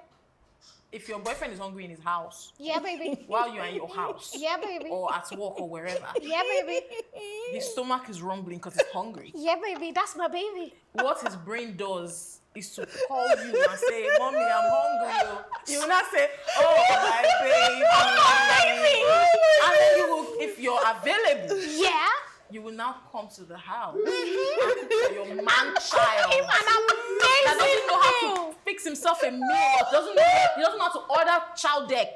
I'm coming. He's calling you wherever you are. Good. So you see, I'm the first option, right? Why are you his first? Because that's why I'm special. I'm sorry. Husband. That's your boyfriend. Madam, I'm so sorry. It's fine. Some women don't cross the line. I have a friend who dated somebody until she married the guy. She never cooked for him. Right. She never washed his clothes because she I'm not saying don't cook. Wait now. Okay. She had been in a relationship that cook. she did all that before and it didn't work out after 6 years. So she told herself, you see, any new thing I'm going into, I don't want to do it. I'm the kind of person that wants to wash clothes. I want to cook. I want to be available. There's nothing wrong with it. This is me. Because of a grown man. Does it That's matter? not married He's also to you. washing my clothes, so it's 50-50. Right. Why are you people washing clothes?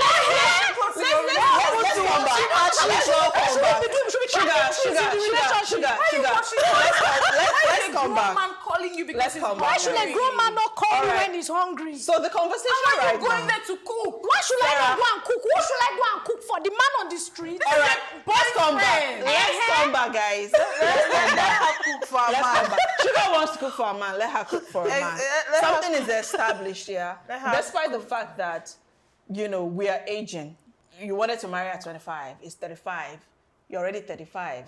You should not lower your standards. regardless of anything. It's because you are even aging that you shouldn't even know why. Because see, your societal calendar, you're already late. Kukuma, take your time and get it right. Late well. And get it right. Because imagine marrying late and then after marry wrong. You now marry wrong. God, I beg. And it happens, oh. And it happens, right? So see, I don't pass 35. Oh, see, I beg. I don't want to come back to my mother's house at 40. So let me Kukuma just chill, right? But I want us to go back to the statement you made as regards, age. Of course, as a 21-year-old, you can't want the same thing as a 35-year-old. Sure. 21-year-old, you probably just want someone who's going to take care of you. And when I mean take care of you, maybe like take you out, go on adventure, buy you stuff, go 6 times a night or whatnot. But as a 35-year-old, you need someone that's going to push you to get better at your job. You're trying to fix something at work and you call him and he talks to you and gives you like this sense of security and you feel really good as a 30 because you're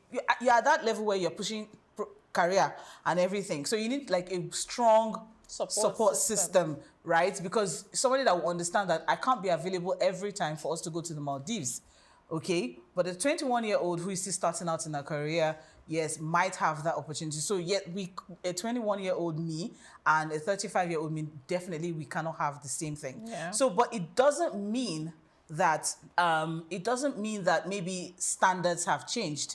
It just means that you're growing. Okay, and it just means that, and as you're growing, you're just aligning with your growth, right? And most of the time, this thing doesn't even have to do with age, really. It's sometimes even maturity, because there are some really exceptionally mature 21-year-olds. I have a baby sister who's married. She got married at 22, right? And at that age, some people, especially in Nigeria, probably feel like, what's going on? Whereas abroad, 18-year-old is getting married. Yeah. And it's not just like 18-year-old is getting married. We have what they call high school sweethearts. They marry their high school sweethearts. They marry their high school. High school is secondary school now, Abi.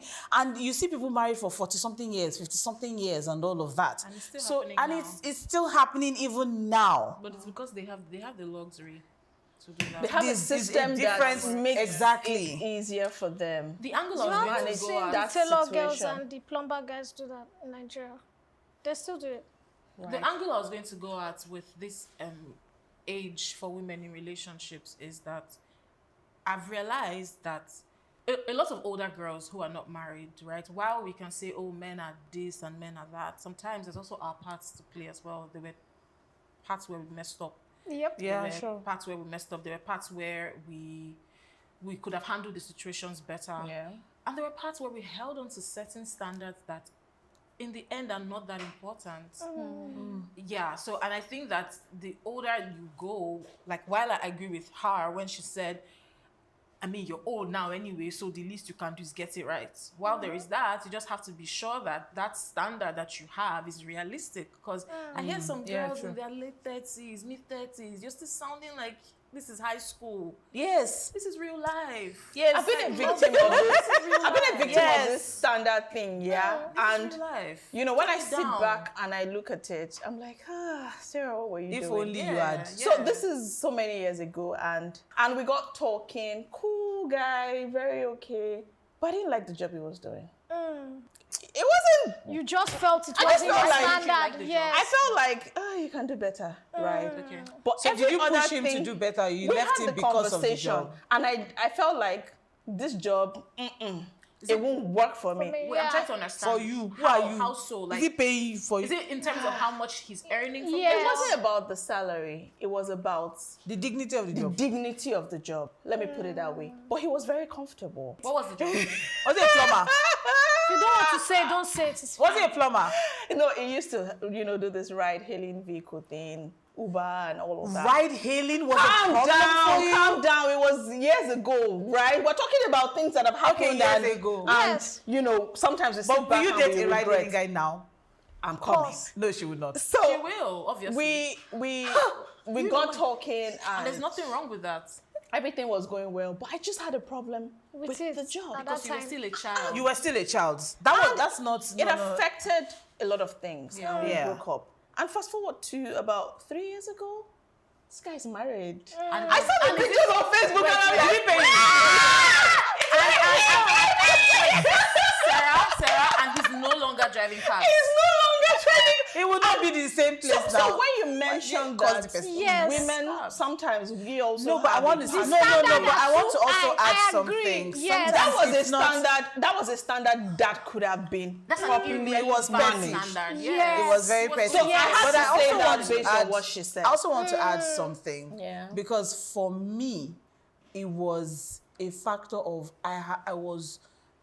I've been single for so long and I treasure my privacy now. So having to have somebody that I have to call and check up on is not a chore for me. You don't like the person now. Do you understand? If you like them, you talk to them. No, see. Yeah, once you zing. See, there are people that I have met, and because I have been so independent for so long, I fix my things myself. I internalize issues. I don't talk. I will not communicate because I'm like, okay, what do I need to do to get this done? Okay, I'll just do it, and I just do it. Yeah. Whereas when you're in a relationship, you have to let the person in. So no matter how much I really, really liked this person, because I want to do more for the person, and because I want to be with the person, I will go out of my way. I will inconvenience myself. And then it got to a point and I started getting frustrated. Having a conversation with an elderly person much later on, broke it down and said that if only, it depends on the other person and how the other person is able to handle that kind of situation. Because no matter how much you try, if the person does not understand that this person is trying to come out of a dark place, and the person needs to be patient, the person needs to be open, and the person just needs to chill. Because the person, if you can see that the person is trying, then okay, just chill. But it was more of lack of patience on the other person's part, right? Okay, so we started talking stage, we're talking, and I'm like, oh, this is normally how I do things. So, but please, if I'm not doing this or if I'm doing this, please bring it to my attention. And this. And then after a while, the person just started complaining. It was a lot of complaint. In talking stage? Yes. I think that was one day. I think that was part of what frustrated me.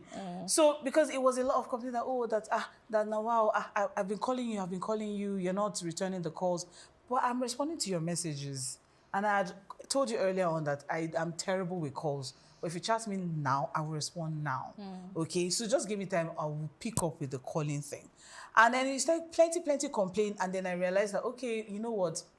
Let me start calling. So out of my way, and even when I don't have anything to say, and then I start calling. So I found out that I started downing myself. Just to beat that allegation of this babe is too strong, she's too independent, she's too this and everything.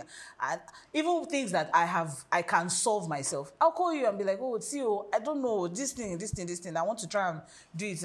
And what I would expect, because I'm very cerebral as well, so what I would expect from you is, oh, okay, have you tried this? Or what do you think you can do to resolve it? And everything. Right. So I find that in some situations as well, it could also be, you could also find yourself in trying to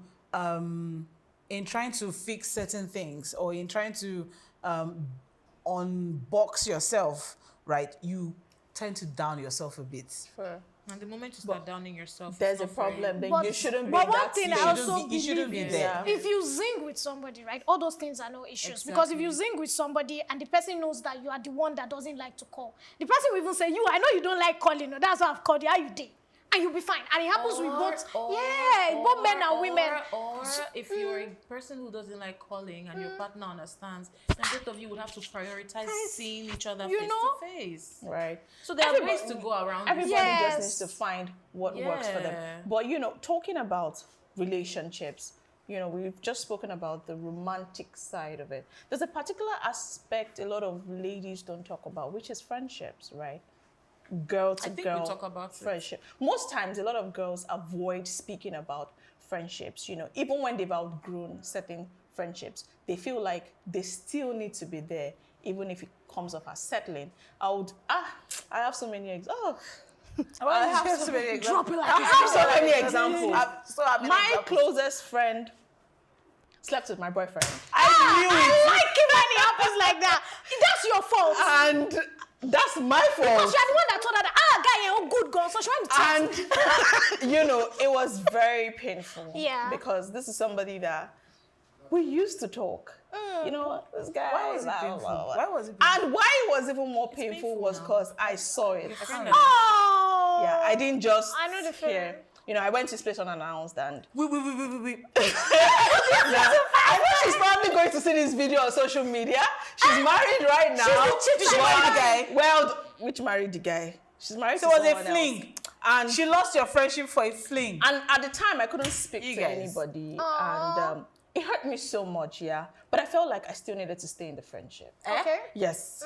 That's how, because she was very close to me, right? I felt like it was something we could heal through. Yes. She was apologizing and what? She Why did you apologized, feel you needed to be in that friendship? but at the time, she was the only friend I had. What was that So there reason? was this... Oh, they were drunk? They were not drunk. It was a thing of choice. I wasn't going to do it, so she did it, right? I stayed in the friendship for a bit, and it started to feel like I was compromising my standards. Yes. Even in friendship, I deserve better. At the point, I started feeling like I deserve better than you, right? And then we had to cut it off. I have so many other examples. Not that they slept with my boyfriend, by the way, but so many examples of friendships that have hurt me. And I'm sure we all have examples. But somehow, we find out that we're still staying in that those space. friendships. Please speak Why? for yourself. Okay. Okay. Let go. Personally, I found myself in situations like that, and I still stay. And there are women out there that also. So why? So talk us through your thought reasoning. Why are you still there? So there's this thing I used to struggle with growing up, the fear of acceptance. And it started from secondary school. Okay. I was bullied for being very dark.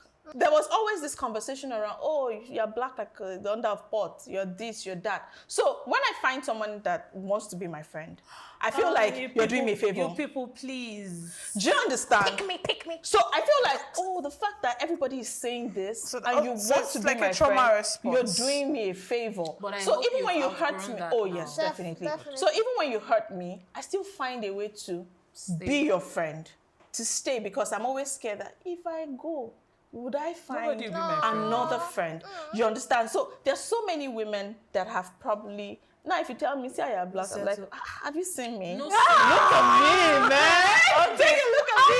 You know, and then, you know, we're still, there was no money that time. You just use one cream to rub your body and go outside. But now, you know, when you have some money, you can still take care of yourself. I see pride. It's not pride.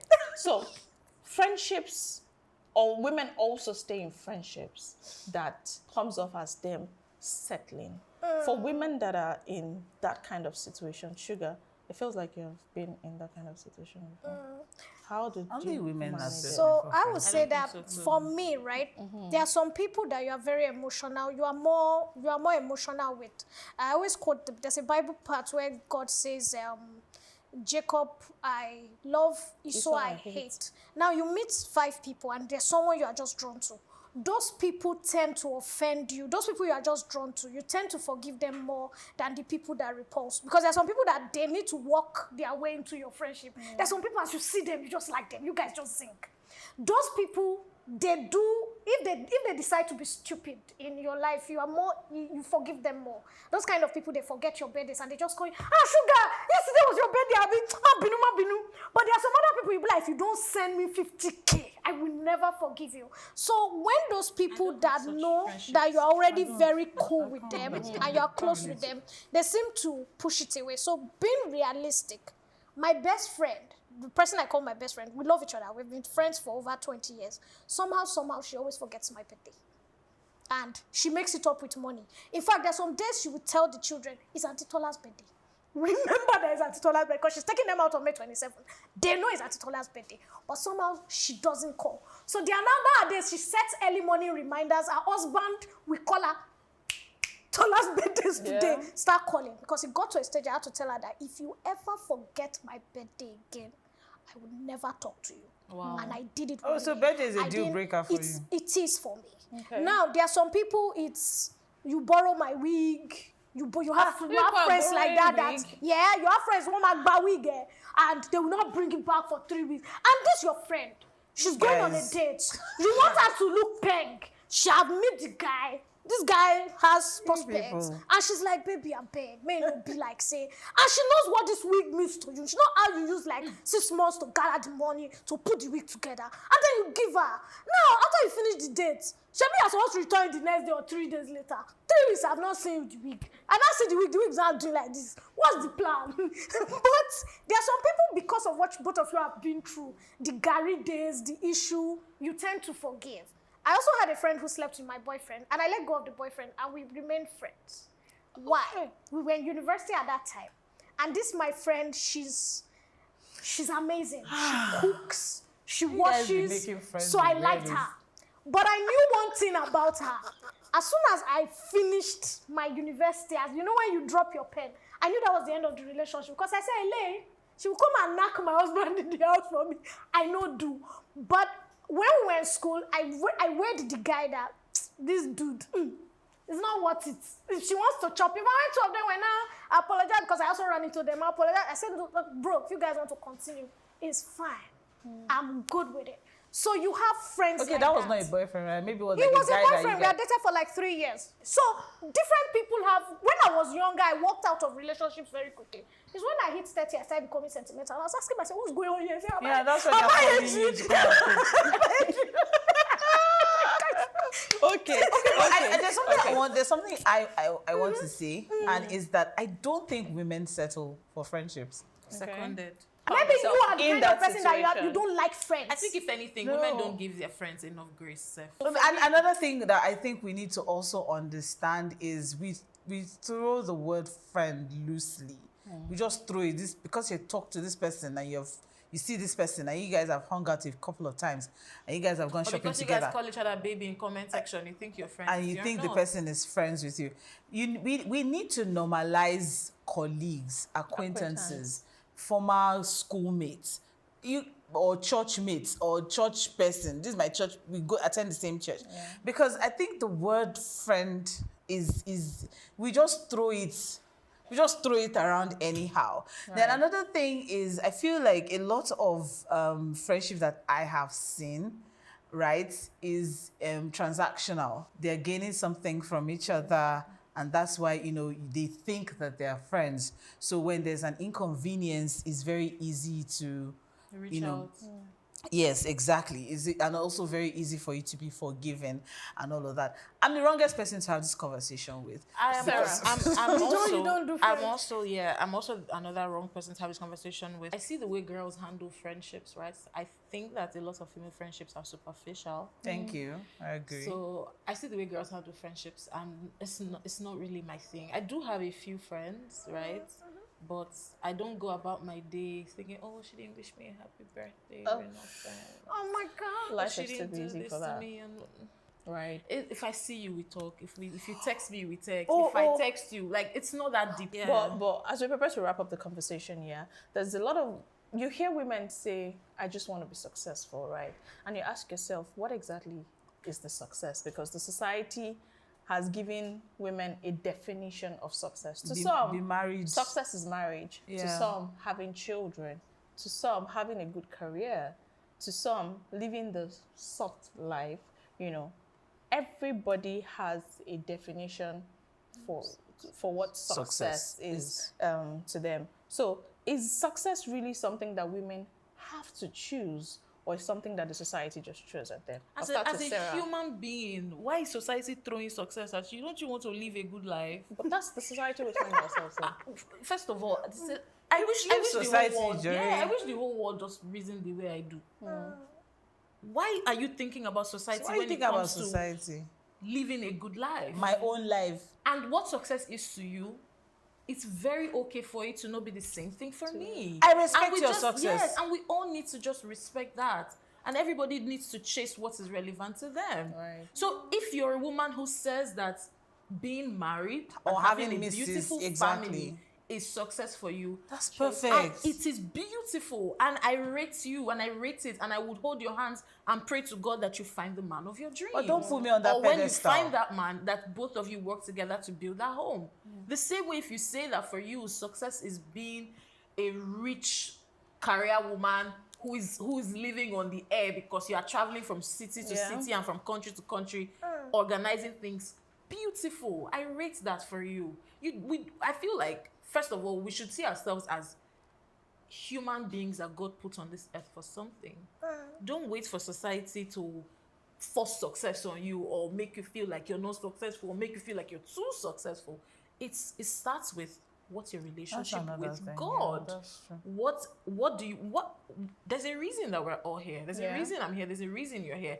When you wake up in the morning, make sure that every day that God gives you the privilege of living on this earth, you do what he puts into you. Your purpose. You to do on earth. You do your own part, and when you die and go. There's nothing as too successful or not successful or whatever. While, I mean, all of us here have things that we're aiming for and we're looking to achieve in life, we can still count our individual successes as of right now. And I don't have to wait for Sarah to validate my success. Sure. If that thing means something to me, it's something to me. If I get a job and I get paid 300K and I go to do testimony and somebody's looking at me like 300K, that can't even solve my breakfast for the day. That's your breakfast. That's success for me. I believe that, you know, Sarah has using 300K to eat breakfast. Summed up. Some people, you know, Sarah has successfully summed up I just talk. everything we've been talking about. There's no yardstick to measure success. Your success is different from what I want as success. And I think that we've all been able to take a cue from that. I would have loved to, you know, ask Sugar and Omobi, but our time is really, really fast spent and we have to go. It's been an amazing conversation. We've been able to look at different your boyfriend areas. should not call you to cook again. I'm sorry, I'm still going to cook. If he doesn't call me, we'll come to that. I call him and We'll come to that. Babe, how far? I'm not coming in 2 days. Are you on? Sugar, we'll come to that. Hey. Omobi, thank you so much for joining us. It was an amazing conversation. Sugar, baby, thank you for coming. Thank you, Sarah, we hope that when we call you again, you're going to come. Yeah, you're going to come cook for me. Shake it, baby. Thank you for joining us.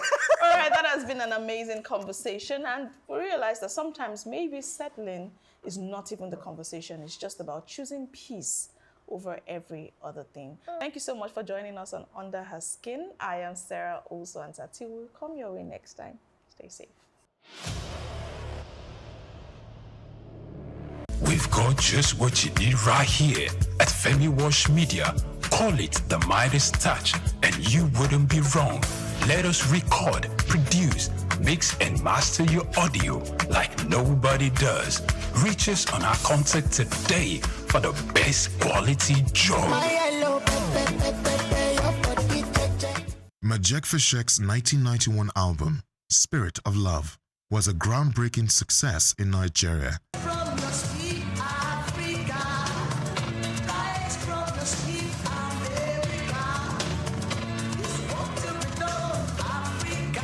Earning critical acclaim and resonating deeply with audiences.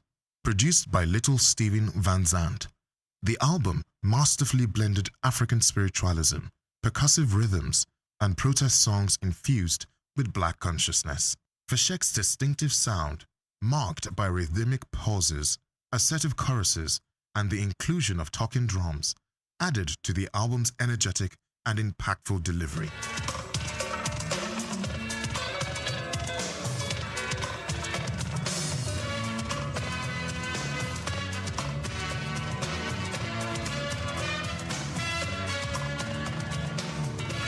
And spiritual struggle, reflecting the political and social climate of the time. The success of Spirit of Love, coupled with Fashek's tour alongside Tracy Chapman, cemented his place in the annals of the Nigerian music industry. In this music review and special report prepared by Bayo Olawe, we examined the profile, power, and legacy of Spirit of Love, a 10-track masterpiece that helped solidify reggae music's mainstream status in Nigeria in the early 1990s. The album opens with Beware, a wake-up call that urges Nigerians to remain vigilant against deceptive leaders and the manipulation of political power. The second track, So Long, Too Long, is a rallying cry for Africans and African Americans to awaken their potential and fulfill the dreams of revolutionary icons like Marcus Garvey and Martin Luther King Jr. In Majek Fashek Inner New York, Fashek reflects on his idealized vision of New York and the harsh reality of urban poverty and homelessness, revealing a sobering contrast. The title track, Spirit of Love, conveys a powerful message about the endurance of love over material wealth and worldly desires. On Ja People, the fifth track, Fashek criticizes oppressive political systems, likening those in power to Babylon people who exploit and subjugate the masses. He calls for resistance, lamenting humanity's obsession with control. In Religion is Politics, Fashek delivers a bold message about the misuse of religion to spread hate and fuel conflict. He urges people of different faiths to see beyond dogma and work together to build a better world. Holy Spirit presents a prophetic vision where 7 angels are sent to destroy the earth due to human transgressions. Yet, Fashek envisions a new heaven and earth, one filled with love, unity, and divine justice.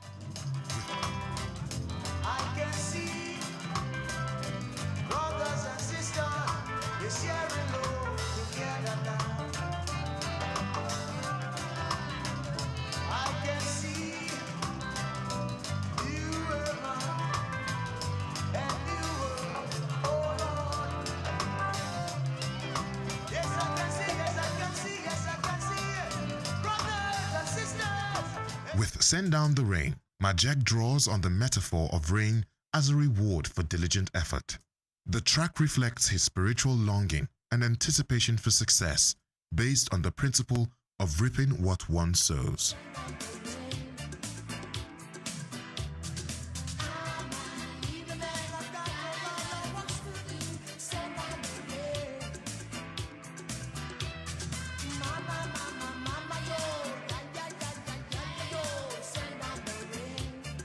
I'm Not Tired reaffirms his unwavering commitment to spreading God's message. Here, Fashek expresses spiritual resilience and praises the goodness of God, refusing to grow weary. The album closes with I Come From the Ghetto, a powerful reflection on the struggles of ghetto life, child abuse, government neglect, and hardship. Yet, Fashek celebrates the strength of these communities, invoking figures like Nelson Mandela, Jesus Christ, and Marcus Garvey as examples of greatness emerging from humble beginnings. He reminds us of the universality of these struggles across Nigeria, the US, and the UK. With Spirit of Love, Majek Fashek delivered a masterclass in artistry and advocacy. The album remains one of the finest reggae albums to emerge from Nigeria, exploring themes of love, peace, unity, corruption, self-awareness, revolution, spirituality, and racial equality. The perfect blend of traditional percussion, particularly the gong-gong and electric guitar, gives the album a timeless edge, merging the soul of Africa with global reggae rhythms. Spirit of Love is more than just an album. It is a cultural artifact, a sonic protest, and a spiritual message. It elevated Majek Fashek as a voice of the people and established reggae not just as entertainment in Nigeria, but as a force for awareness, resistance, and healing. Its enduring legacy is a reminder that music, like literature, can move a nation, challenge its leaders, and inspire its people. I'm Moyosore Adebi for SOUQ News TV.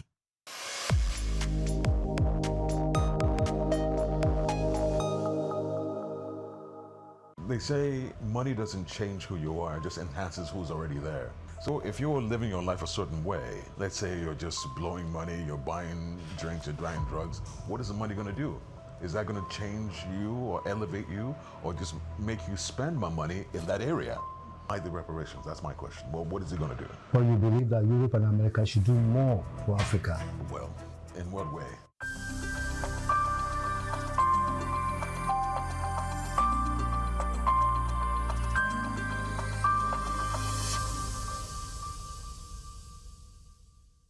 Good afternoon. You know, when I heard you in our studio, what caught me was your voice. I'm really attracted by your voice. But let's start the discussion by getting to know you. Can you run us through your career and the kind of person that you are? Okay, my name is Lord Frank. I'm a voiceover artist and actor. I've been in the industry for a little over a decade now, and I have done everything from movies, TV series, and I've even been on radio for a little bit. Majority, I do voiceovers, and I produce adverts. Yeah. Voiceovers, what does that mean to the ordinary man? Voiceovers are when you just have your voice. Nobody sees you, but they can hear your voice on maybe ads on TV or on radio. So you must be into advertising, marketing, communications? That's correct, yes. What's been your experience? It's been okay so far. It's been okay so far. You know, there's been ups and downs here and there, just like anything else, but it's been okay so far. You have this American accent. Has it got to do with your training? A little bit. Tell us about your training. Well, I stayed in the States for a little while, close to 20 some odd years. And I did a couple of courses in terms of radio and TV production. I'm sure you know Hollywood. Yes. Have you had any relationship with Hollywood at all? Not really. Do you plan to? I did at the time. I almost got the extent I almost got close to Hollywood is I almost had an agency. One of the things that you have to do as an actor in Hollywood is get a talent agency, because those are the guys that get you the job. So almost got a talent agency. We have so many radio and television stations, particularly in Lagos. Have you listened? Have you watched any? What's your opinion? It's not bad. We're doing all right. Because I believe that our artists, our presenters tend to be necessarily American or African. And I thought we should have a Nigerian voice. What do you think? No, I would agree with you. I mean, one of the things that, lets you know you're in a particular country is by what you hear on the radio and things like that, the kind of music, the kind of presenters they have. Yeah, so that's one of the telltale signs that you're in a particular country. So you're absolutely right. So when I turn on the radio, I should hear a Nigerian voice. What is broadcasting like now globally with social media? Everybody wants to be a journalist now with social media. And it's affecting broadcasters. Right, you're absolutely right. What's the way out? That's a good question. I don't know if I have the answer for that. But unfortunately, attention is currency nowadays. And whoever gets to present first, gets the amount of views. But at the end of the day, people who are more concerned about genuine, true stories will find their platform. You are so informed and so educated and so trained. Well, thank you. What are you trying to bring back to the country? Well, I've been here a while, so I think genuineness, authenticity is one thing, right? I believe strongly, and that's what I was telling someone earlier, I believe strongly that no matter what you want to show the world, the most important thing is the vehicle that you're using to present it to the world. We could be as Nigerian as we want to be, but the production value has to be as quality as anything, was what everybody's used to. Let's talk about branding. Okay. Seems like everybody wants to brand. Yes. Is it the right way to go about it? Or do you use the media?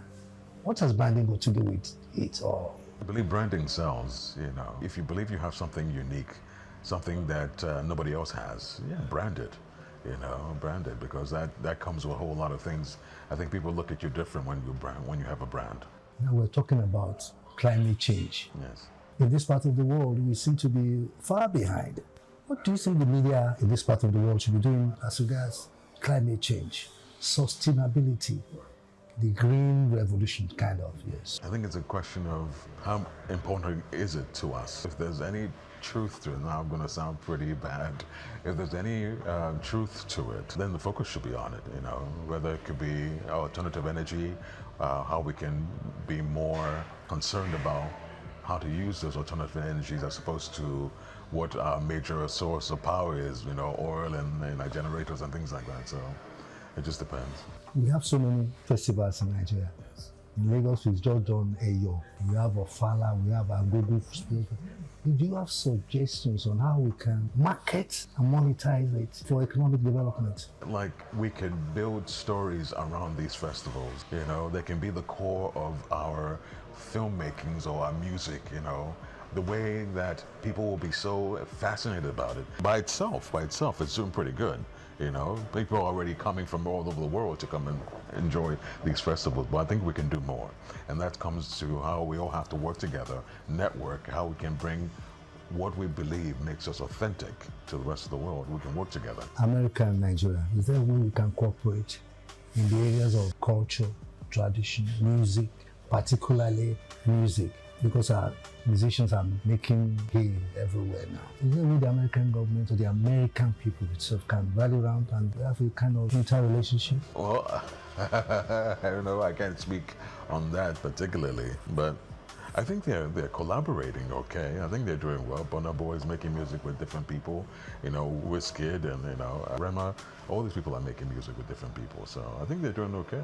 What about our fashion? How do we promote it and how do we market it and how do we inspire the ones at home? How do we go about it? Like you were saying earlier, that social media has done so much, right? And these individuals just lock in on social media, you know, the word will get out. So how do we look at our festivals? How do we refine them using technology and using the web results so that we just don't repeat the same thing every year? There was a gentleman that did an AI video of elderly. I don't know if you came across this thing. It was on YouTube. He put it up. He did an AI video of the elderly in different African attire, different fashions and stuff like that.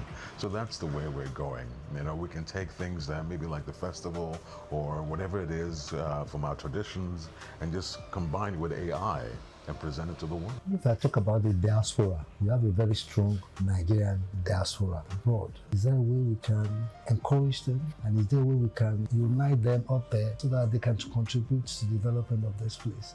Because what has been happening are just isolated cases. Sure. And they need to be formed into a group, a formidable group, to come to the aid of particularly Nigeria. What should be the role of these diaspora people? I think it takes a group to open that up, that discussion, you know, a group or maybe an association or, you know, an organization to put together and say, you know, we're looking for our Nigerian brothers and sisters in different places to, you know, come together, and there has to be transparency, there has to be structure. I think if they see the transparency and they see the structure and they see that they're really helping individuals to build and better Nigeria, I think they'll get involved. I write a lot, but even some of my colleagues have observed that there's a shortage of African writers. We're all riding on the fame and popularity of Wole Soyinka, Chinua Achebe. It stars, the young ones are not coming up. Is there a way we can fashion out a training program or a project? Well, that's a good question. I mean, when you look at the entertainment world, what's selling is the Nigerian Idol, the African voices and things like that. And it's more tailored towards musicians. I think if there were more competitions or contests in regard to writers, yes, I think some people will, you know, come out and will inspire a new generation of writers, you know, and having the likes of you or Wole Soyinka being the judges and stuff like that, and really making it a big celebration. You know, people will turn out. Yeah. You are doing voiceovers, and I know you'll be concerned about AI. Yes. I'm not fascinated by AI. Okay. Because I think it will kill creativity. Sure. So how will AI affect your business and my business? It really depends on who you're talking to. Because some people may say, you know, I have the idea, I have what I know I want to do. AI just helps me go from point A to point B a little quicker, you know, and that's all it does. And some people can say, okay, let me just sit back and type, give me an idea. That's where we're now in trouble. You know, I think that's the difference there. I'm going to ask a very sensitive question, and it's been in the news for some time now. This issue of reparation. Do you think that the black people, the Africans, will deserve reparation from Europe? Wow, that is really sensitive. It's really sensitive. That's why I said it's sensitive. Right. Because some governments are already doing it. Germany is doing it. France is doing it. So it's not a big deal. I guess my question is, to what ends? They say money doesn't change who you are, it just enhances who's already there. So if you're living your life a certain way, let's say you're just blowing money, you're buying drinks, you're buying drugs, what is the money going to do? Is that going to change you or elevate you or just make you spend more money in that area? Why the reparations? That's my question. Well, what is it going to do? What's going to do? Because there's so many individuals that are excelling, even way before we even talk about this day and age. Back then, a long time ago, there was a place called Black Wall Street in New York. I think it's in New York. That it was ran by all black Americans, and it was doing quite well, until, you know, they got messed up. But the point I'm trying to make is, what is the goal of the reparations? What is really the goal? But you believe that Europe and America should do more for Africa? Well, in what way? Technically, training, investment. Okay. I think it boils down to trust. Let's talk about politics a little bit. And you can't talk about politics without talking about democracy in Africa. What's your perception of the prevailing democratic atmosphere in Africa? Our leaders, our political leaders. Unfortunately, they say people deserve the leaders they get. What pool are these leaders coming from? And just being honest, what kind of people are we? If we're kind of people who have, you know, a level of pride in our country, a level of trust, a level of integrity, you know, then the leaders we choose will be different, I think. We have to start with ourselves. I'm not a youth, but we have 70%, almost 60% of our population are youth. What do you think we should be doing with these guys? Some unemployed, some employed, some with some skills, but no support. What kind of support would you recommend? From individuals, from government, and from established people like you? There's so many things that we can do with our youth, so many things. There are factories that can be built, there's farmland that can, you know, that can be placed in. There's so many things that we can use. I mean, and that goes back to how much love we have for our country, how much love we have for our people. And like I said, you know, it's just about pride. You know, if you have that much pride in the motherland, then all our youths are ready to work. You know, they're not lazy. At least we can't say they're lazy because we haven't given them the opportunity. We have to say, okay, to really see that, okay, you have an opportunity. Are you ready? Are you ready to work? We can't tell it. We can't say it because we haven't given them the opportunity. Finally, 5 years from now, what will Nigerian entertainment industry, music industry, what peak will it reach? How will you rate it in 5 years' time? Our entertainment industry, Hollywood, our musicians. We have lots that we have to offer. That's a very good question. So right now, music industry is doing quite well, very well, almost in terms of same level as music industry anywhere else. And Nollywood is getting really close. Is really, really getting close. So I think in 5 years, right, we'll have a lot of partnerships. We'll have a lot of more of our stuff being out there. If we just stay the course, the way we're going now, I think in 5 years, we'll be revered around the world. Thank you very much. I'm grateful. Thank you.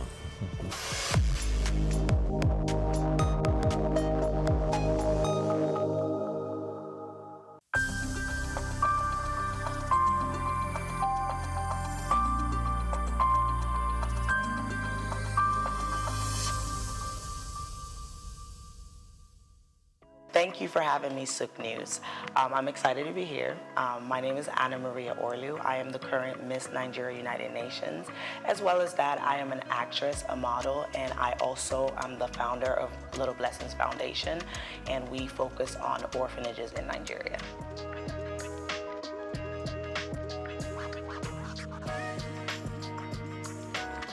For me, I feel like it's about bridging the gap between like how the UN can help Nigeria and what ways we can like kind of be a part of the United Nations as a whole. I feel like every pageant queen picks a route that they go towards, right? So some people pick to bridge the gap between like health, bridge the gap, education. I've chosen to help children in orphanages.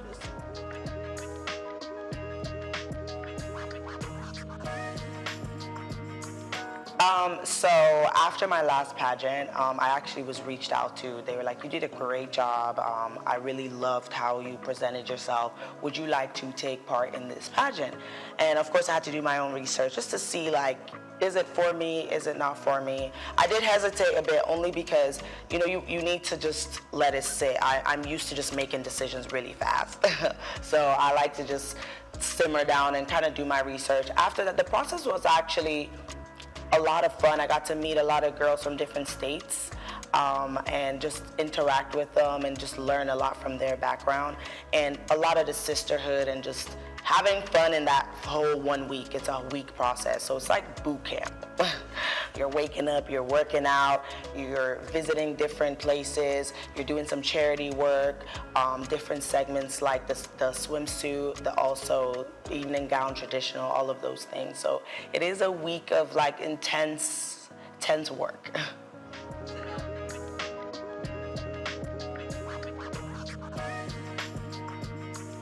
It's been good. I think that for me, it's all about what you can do with the crown and not necessarily like the crown, right? The person wearing the crown. What is your interest? How passionate are you? And for me, it's always been important to relate with the everyday girl. Like, just because I have a crown on my head does not mean that I cannot go feed the homeless. Doesn't mean that I cannot like be in the streets doing other things with like that may not be, you know, what I live like, you know. So I definitely think that it's opened my eyes to like different opportunities as well, and just like making sure that I am sticking to what my purpose is, and which I think that that is my Little Blessings Foundation.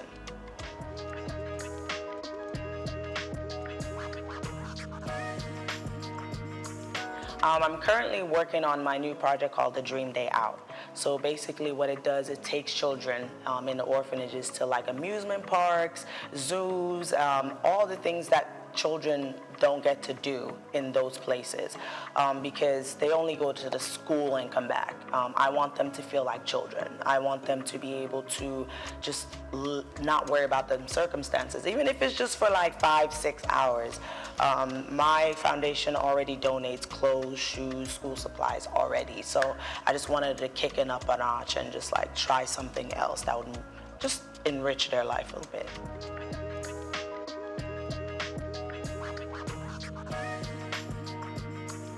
I think yes. For me, I was a foster kid for 10 years, and I think like I might not have got like the same childhood as everybody. Go to different things just because who was gonna fund that? You know, who was gonna take us to the zoo and the park and like things that we really wanted to do? And it was like, I feel like I didn't go to an amusement park till I was like nearly an adult. So I think with that, I wanted to just have something different. I know that a lot of people, and even in Nigeria, donate food and stuff like that, but how are we like enriching their lives? Like how are we making them like not always think about them circumstances of what they're living?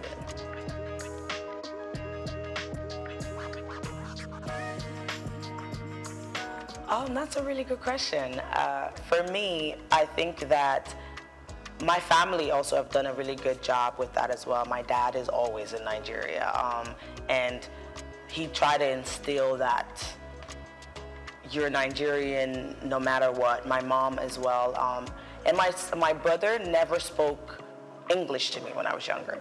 So I was able to understand Ikwere and Igbo, which, you know, nobody even believes that I would understand that because I wasn't born and raised here. So I think my family as a whole really just instilled, they try as much as possible to instill that even though we didn't live together to like a certain age, they still were just like that mental, you know, that, you know, your mom would be like, if you're around these people, they're not like you, they're not like you. Like my mom would always say that, like, you can't follow these American people, they're not like you. So I think that's always in my head that like, you're Nigerian, like, and I started coming back a lot more too.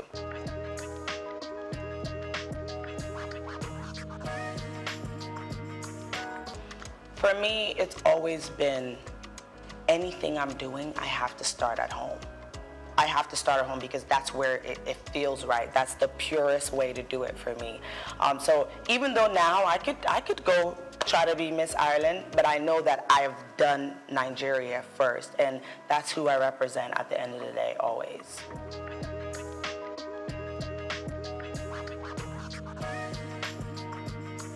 So how I knew I could act is because I started off singing, actually. I started off singing. I thought I was going to be a singer.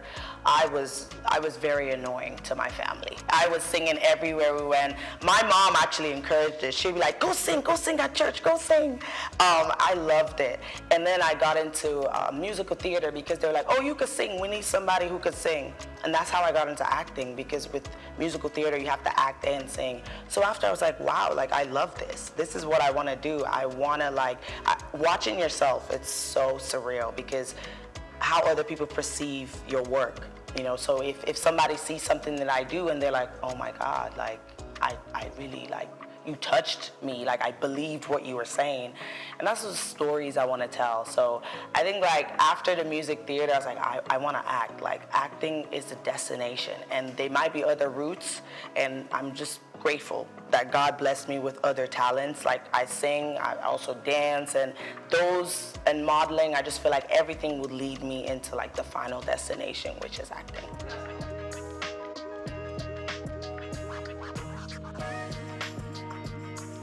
I actually did my first Igbo play like this year, which was, different because I've never done that, and also in LA, that's not a popular thing, right?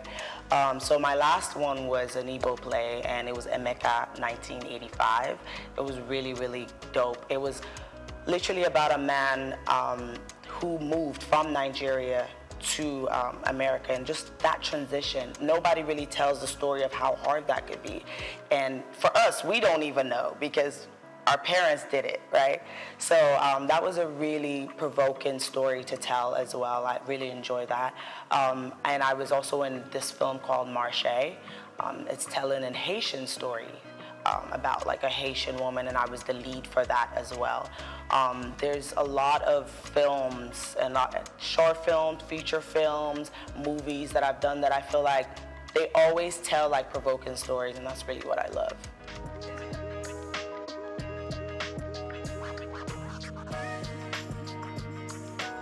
Absolutely, and that's the main reason that after my projects with Little Blessing, I actually start filming a film on the 15th of January. My goal is to be able to work anywhere, and I don't want to just depend on Hollywood to fulfill what I need to do. If I have to be in India working, I will be there.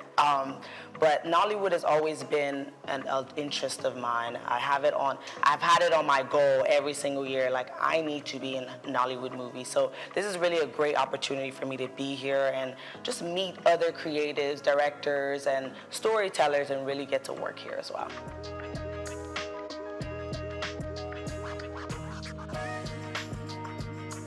I actually do. I work from home, so I have my laptop. But right now I am a social worker, but I work from home. I think that for me, just my background and my childhood, I never wanted to be a broke artist. Being an artist is so hard where it's not stable. One day you have a role and you're working 5 days, and then another 2 months you might not have anything. You're auditioning, you're trying to get something. I just didn't want that to be my life. Like I want to be able to help my family. I want to be able to take care of myself and not be a burden to my family. So I needed to have a job. I needed to have something that didn't demand maybe as much energy from me, where I could still kind of focus on the art as well.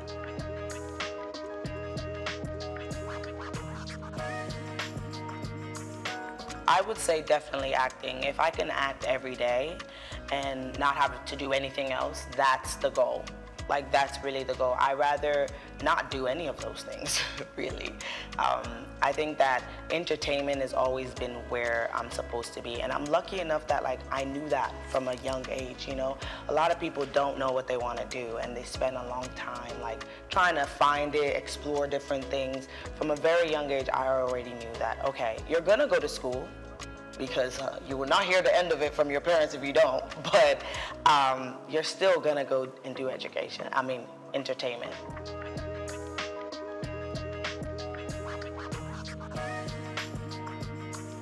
I think those stories, like you say, African American, they have been told a lot, and I think it's because that's people's experiences, right? A lot of people start from their experiences, and for me, I think I really want to tell a lot more about immigrant stories. I think that there's so much that happens when Nigerians or any other immigrants leave their country and go to America, go to the UK. The things they experience, people don't even tell it enough. The things that my dad went through, I only know half of it. And I'm already whoa, this is a lot for one person. Especially Nigerians are so resilient, they can do anything, and just to make sure that they survive in that country. So I definitely want to tell a lot of immigrant stories.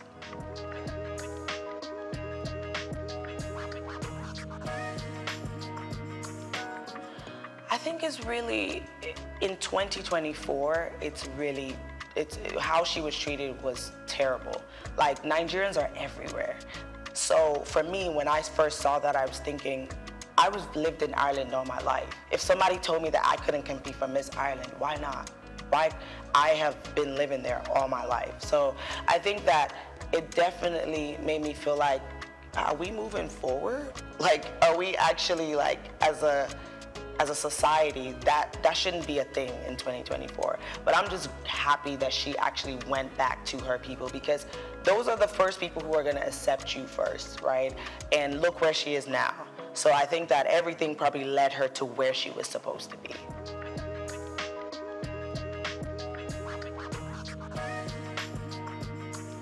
I think some of the misconceptions is that we're not very smart. We're just pretty, and or some of them are like, oh, they just did it just to have a crown and have the attention or whatever. And I mean, some of those things might be true for some other people, but for me, I feel like I'm a pretty regular girl. Like, I feel like I like to do the same things.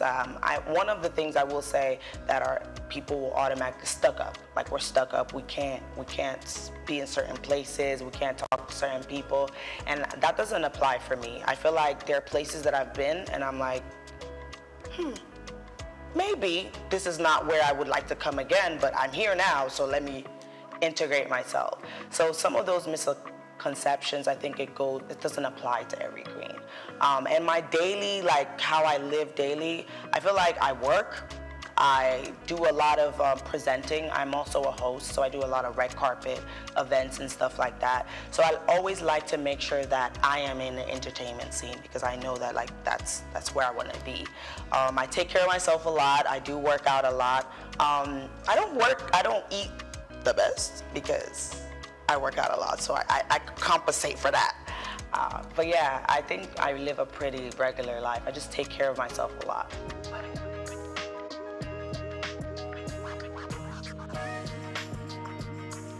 The rest part lacks. I think probably don't sleep enough, but it's just the passion, really. It's the passion to want to do all these things.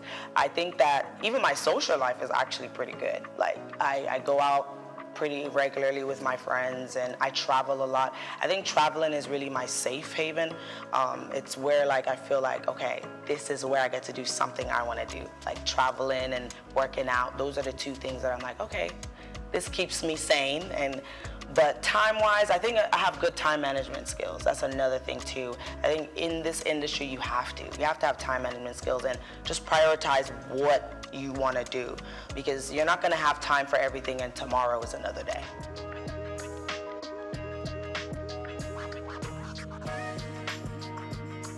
So before Miss Nigeria United Nations, I started Little Blessings.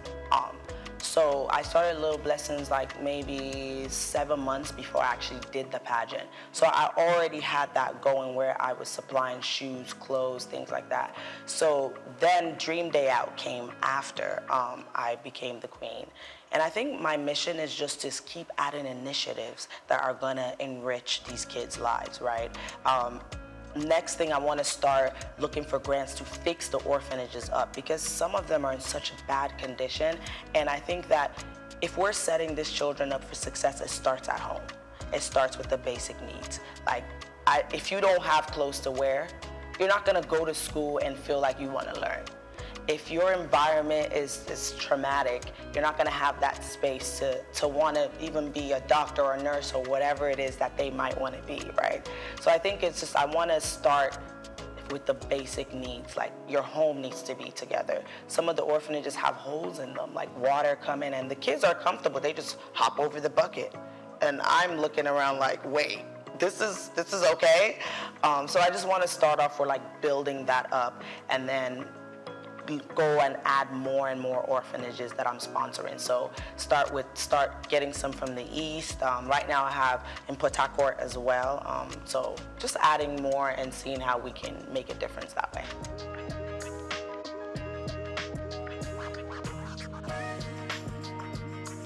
Some of the challenges is just working with different people, right? So these things that organizing, I have to reach out to the resort park. I have to reach out to the orphanage, the workers there. I have to like really just work with them. And sometimes, you know, when they hear your accent, the bill goes up. So things like that are really challenging because it almost means that I have to try to get somebody to do stuff for me instead of I like to do stuff for myself. Like I'm pretty like dominant in that way. Like I want to call the resort park and organize stuff. I want to call the sponsorships and make those deals myself. But sometimes it's challenging because I might have to depend on somebody else. Like for instance, we're getting a bus, right? And we're getting a bus and I have to have somebody else call because it'd be cheaper when they call. But if I call, when they hear me, they're like, oh, 500K, like the price goes up. So those challenges is what like really bothers me.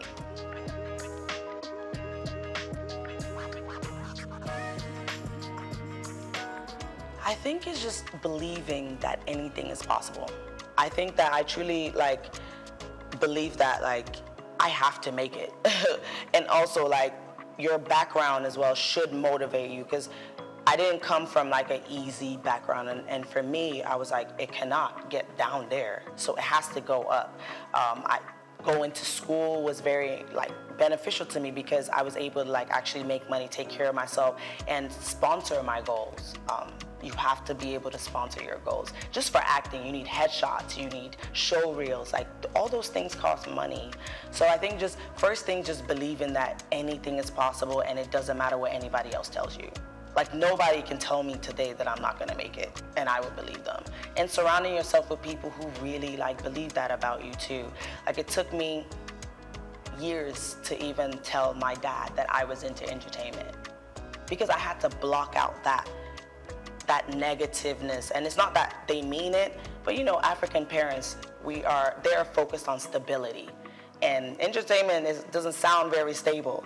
So I don't want anybody to project their negativity on me to make me feel like I'm not gonna be where I wanna be. So that's one thing I had to just block that out. My dad found out that I was Miss Nigeria like after I won, not even through the process. Because I don't want anyone to tell me that, oh, you know, you might not get it, you might not know. Why not? Why don't I have those opportunities? So that's why it's really important for me to like try to create those opportunities for other people as well.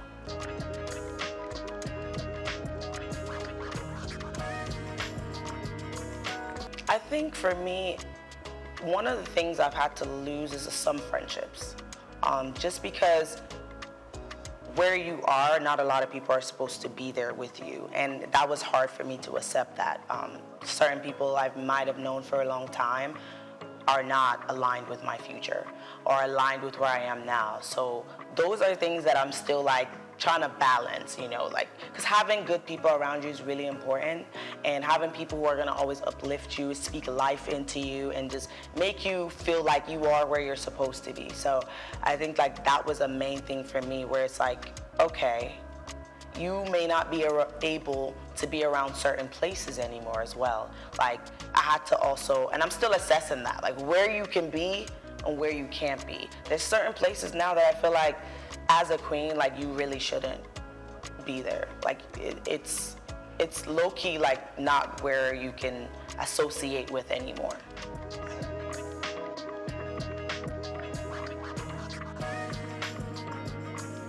Some of the upsides is being in certain rooms where you wouldn't have been able to be in as maybe like a regular person, right? Being able to speak to people who are actually change makers, being able to get sponsorships and fundraising, things like that. It's harder. It was harder for me when I wasn't a queen, but I was still trying. I did online sponsorships and everything. So I think that being a beauty queen gets you into different rooms so you can actually speak and people can hear your voice more and hear your initiatives, hear the things that you want to do.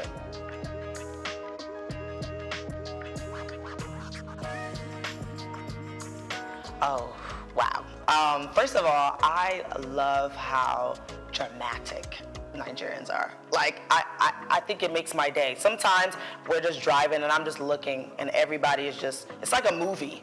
Like, and I love how successful Nigerians are. Like when you leave Nigeria and you see Nigerians in different countries, like we are doing amazing things.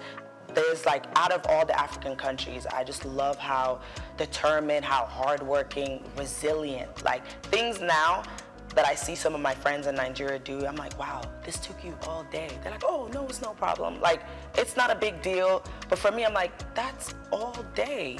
So I just love how resilient we are, how nothing can stop us. Like, we are literally unstoppable in every country that we go to.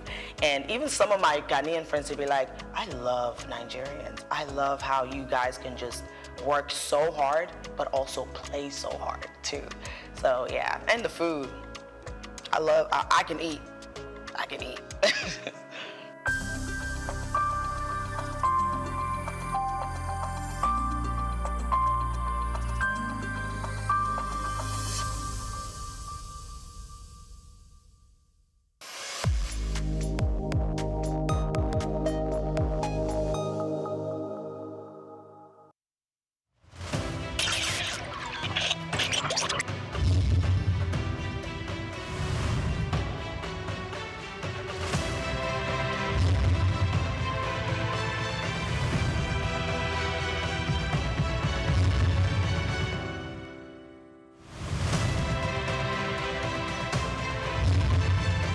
The Nigerian National Medicine Development Agency, NNMDA, was created in 1997 and backed by Act 2019 to enable the federal government of Nigeria through Federal Ministry of Science, Technology and Innovation actualize its critical and strategic mandate to research, develop, document, preserve, conserve and promote Nigeria's natural medicine defined as indigenous medicine. 4 Director Generals had steered the affairs of the agency since its creation 28 years ago. A new vista, however, opened in the history of the existence of the agency when Martins Emeje, a distinguished pharmacist and professor of nanotechnology, was appointed as the 5th Director General and Chief Executive Officer in May 2023. Before taking on the mantle of leadership at the NNMDA, Professor Martins Emeje was the Chair R&D at the National Institute for Pharmaceutical Research and Development, with many feats on drug formulation and R&D results to his credit. I deliberately applied for this job. There was advertisement. I applied. I wrote the exam. It was an online exam. Nobody saw anybody. And 1 hour exam online.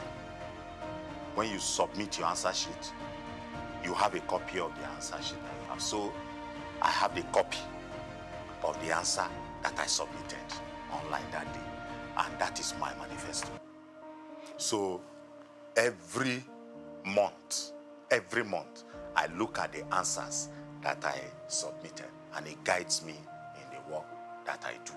As a researcher and proudly the first and only research fellow in Nigeria who is heading a research institute, I know exactly the problems of R&D in Nigeria, because nobody in Nigeria has or is currently heading a research institute, and he went through the rank and file from being a trainee researcher to an intern researcher, an NYSC researcher, and then a research professor. This is the background that I have.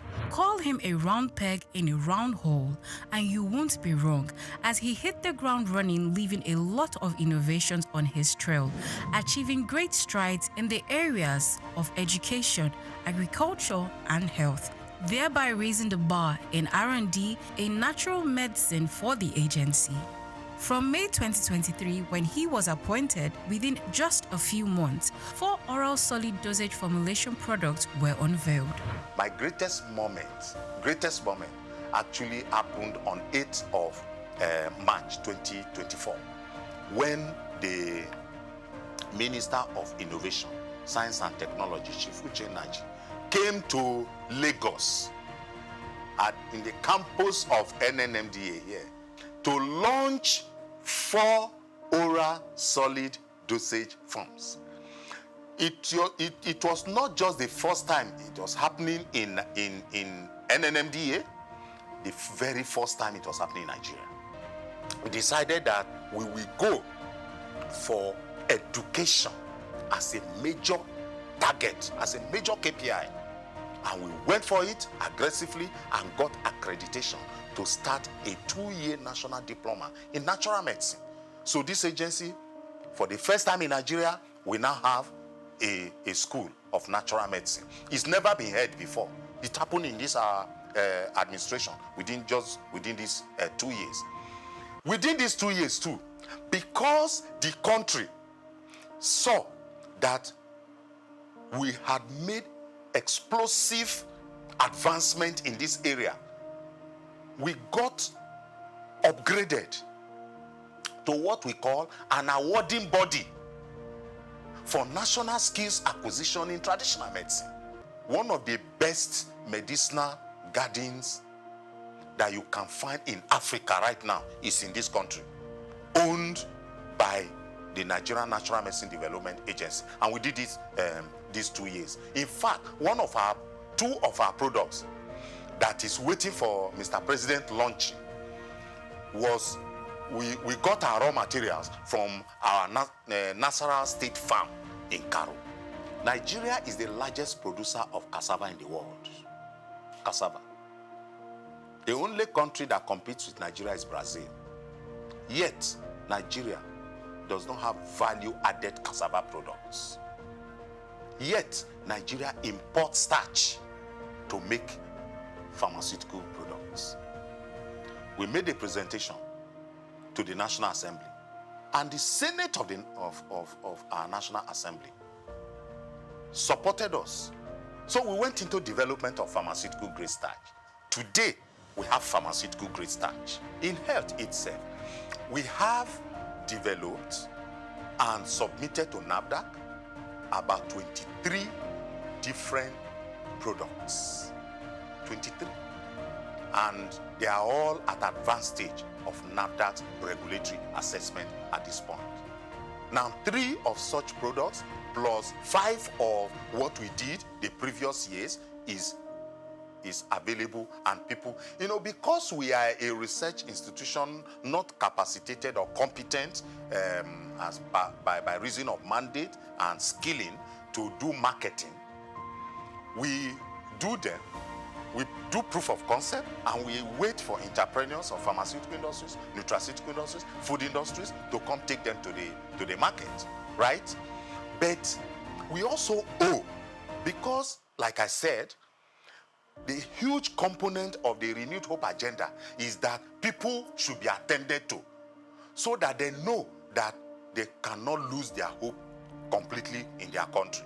So in this environment, anybody who wants drug for hypertension, for malaria, for erectile dysfunction, for arthritis, for diabetes, for hepatitis, for about at least 8 different disease areas, they come to our pharmacy here to get the drugs. The past 2 years, under the leadership of Professor Martins Emeje, has seen human capacity development like never before. A development that propelled the agency's researchers into breaking new ground. This agency had never, in its almost 30 years of existence, had never participated in any local conference where researchers went with work they did in their own laboratory to go make competitive presentation. In our maiden outing in these 2 years, we won 2 awards. We went out for the first time and we got 2 awards. We took first position and we took third position. That is gold and bronze. When I came, I met researchers that have been here working for 15 years but with 1 degree. And I told them, you can't be a researcher with 1 degree. So I embarked on rigorous and aggressive drive to partner and collaborate with universities.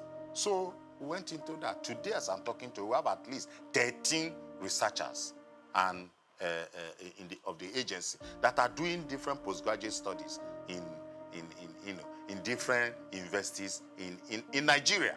I have a staff that was in Zimbabwe for 6 months. Now he has a master's in intellectual property. At least 7 of my staff have gone to India. Quality assurance has been one of the top priorities of the NNMDA Director General, and the accreditation of the agency's laboratory and product development unit for pharmacy internship program by the Pharmacy Council of Nigeria a year ago. Under the watch of Professor Martins Emeje, the agency recently graduated its pioneer pharmacy interns. I went into nanotechnology or nanosciences after PhD, and I had to go out of the country to train in this area for more than 4 years. So it's an area that I'm keen about. I'm one of the first people, if not the first, in Nigeria to have put in practice nanotechnology. What it has done to me as someone who studied Western pharmacy, which is more like macro study, it is that it has taught me how to manage resources, no matter how simple. The last 2 years has seen NNMDA signing important memoranda of understanding with reputable academic institutions and other critical stakeholders in the areas of training and laboratory services to Nigerian universities. As part of its advocacy and public enlightenment drive, the agency brought together critical stakeholders in the nation's natural medicine space for a national dialogue on rethinking natural medicine aimed at galvanizing the needed support and political will. I want the president of Nigeria to just be coming on television and saying that people, natural medicine, no other thing. Natural medicine, let's do our own. Let's do our own. Let him just be saying it. Anytime he's talking to press, let him say it. Because once people know that this is where the president is, this is where his mind is, this is what his body language is, they will start investing in natural medicine. A turning point for the agency was the resolution of the National Assembly on Natural Medicine Gazette. The visit by the chairman, House Committee on Legislative Compliance, was a further demonstration of the renewed impetus. We cannot have 160 million people subscribing to something, and then the remaining 40 million people, you now want to say that foreign medicine, what you call allopathic medicine, that is the superior to our natural medicine. No, it's not. So when the House of Representatives passed that resolution, I told myself, I have now achieved. So what I was thinking would take me 4 years to achieve, actually, we got it done in 2 years. And is one of the, so our target has actually increased. The best place to actually functionalize or operationalize Renew Hope agenda, Mr. President, is in the health sector. It's in the health sector. And I always tell people, 2 things that if you have security in it, then you are safe. Food and medicine. Any intervention, any project that we do, that it is not about developing our own indigenous resources, is short-term. It's not sustainable. The only sustainable form of development is indigenous development. So anybody who wants to give me support now, I will just tell you what I want. For example, I want all my staff to live in this compound. If you go to other countries of the world, all these staff of the research institution, they live inside the compound. Inspiring a new mindset among staff and attitude to work, for the NNMDA Director General, the task of achieving the mandate and the vision of the agency is work in progress.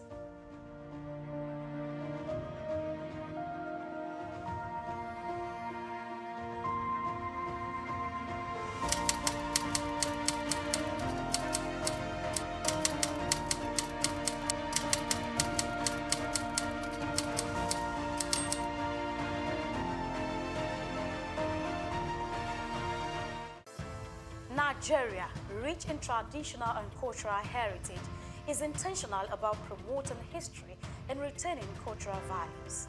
The country has succeeded in preserving its identities and that of the forefathers for ages through folklores, folk tales, traditional ceremonies, community-based initiatives, cuisine, and most notably, museums and cultural centers. These institutions serve as invaluable repositories of history, ensuring that future generations remain connected to their roots and appreciate the diverse cultural tapestry of the nation. In Nigeria, there are over 38 museums comprising national, state, and privately owned institutions scattered across the country. Each of these museums plays a crucial role in safeguarding Nigeria's vast historical wealth, with collections that reflect the uniqueness of different ethnic groups, traditional practices, and historical transitions over time. In Lagos, the National Museum, located at the center of the city in Onikon, claims a notable collection of Nigerian art, including pieces of statuary, carvings, archaeological and ethnographical exhibits, among others. Of particular significance is the terracotta human head, known as Jema head, dated between 900 and 200 BC, which is part of the renowned Nok culture. The piece is named after Jema, the village where it was discovered. The museum is administered by the National Commission for Museums and Monuments and remain a key educational and historical attractions for visitors. Another prominent artifact housed within the museum is the famous Benin bronze head, an evidence to the artistic excellence of the Benin Kingdom. The museum has a lot of functions, some of which are to educate, to entertain, research, interpretation, conservation and preservation of our cultural heritage. And then the museum was established, Lagos Museum particularly, was established in 1957. It was formerly referred to as Department of Antiquities. So, well, the journey so far has been interesting because, we are here, to showcase our cultural heritage, not just to the country, but to the world. And we've had, we have series of, events that we do, that involve the community. And because of that, we create that awareness that this is where you can come and, see and feel your cultural heritage, your traditions, your history. Because it is said that a people without a history is a people without identity. So the museum portrays this to the people. And over the years, that is what we've been doing. Through education, community participation, we have galleries, that we display some of our objects, our antiquities, that showcase our patrimony and all there is to know about our cultural inheritance. And so the museum, has been doing that over the years, and, we still keep doing more.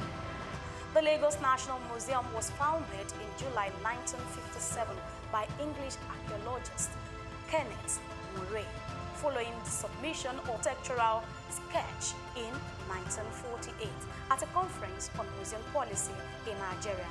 Kenneth Murray collected several traditional masks from Cross River State to display in the museum's early years, according to historical records. The primary purpose of structuring the museum was to preserve Nigeria's historical artifacts and cultural heritage. Fortunately, that vision has remained alive to this day. The museum serves as a significant tourist attraction for Lagos residents and international visitors alike, offering an immersive glimpse into the nation's past. Some of the remarkable artifacts currently on display at the museum include the bullet-ridden car in which former Nigerian head of state, General Murtala Muhammad, was assassinated, pictures of previous rulers and presidents of Nigeria from different eras, a diverse collection of cultural drums, tools, and ceremonial staffs from various ethnic groups, historical crowns and caps of revered traditional rulers symbolizing their power and authority, photographs of Queen Elizabeth II and her entourage during her visit to Nigeria, reflecting moments of colonial history. It's so immense. Museum is a reminder of what the society is all about, because a number of us are missing the link.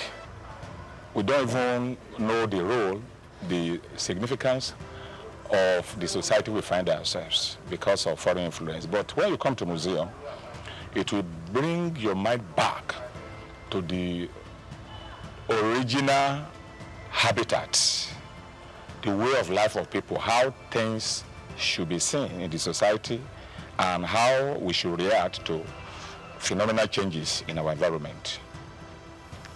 Basically, we'll be doing this work of educating the general public, not only Nigerians, over 20-something years here, and the impact has been so tremendous.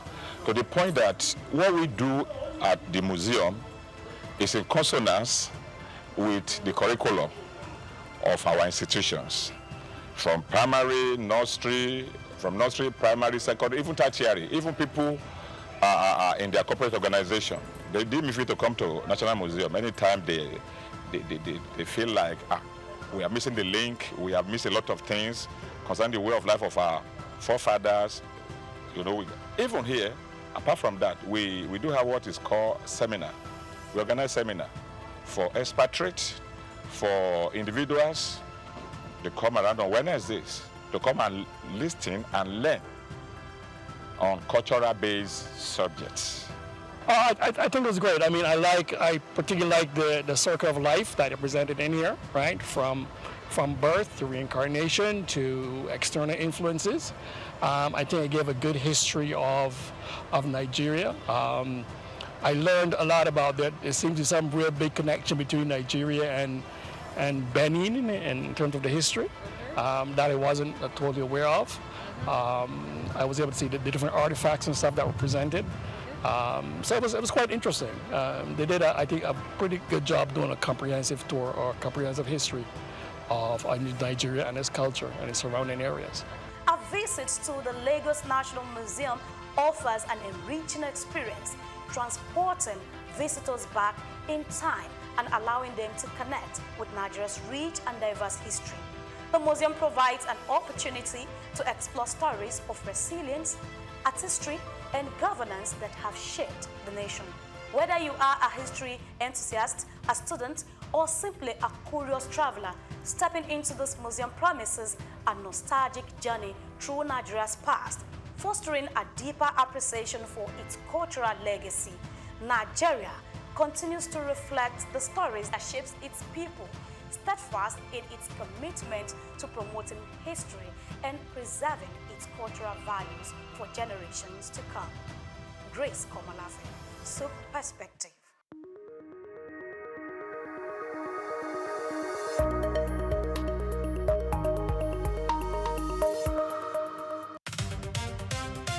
Hello there and welcome to SOUQ Quickie, where I take you around the world in a few minutes. I am Sarah Oswansa.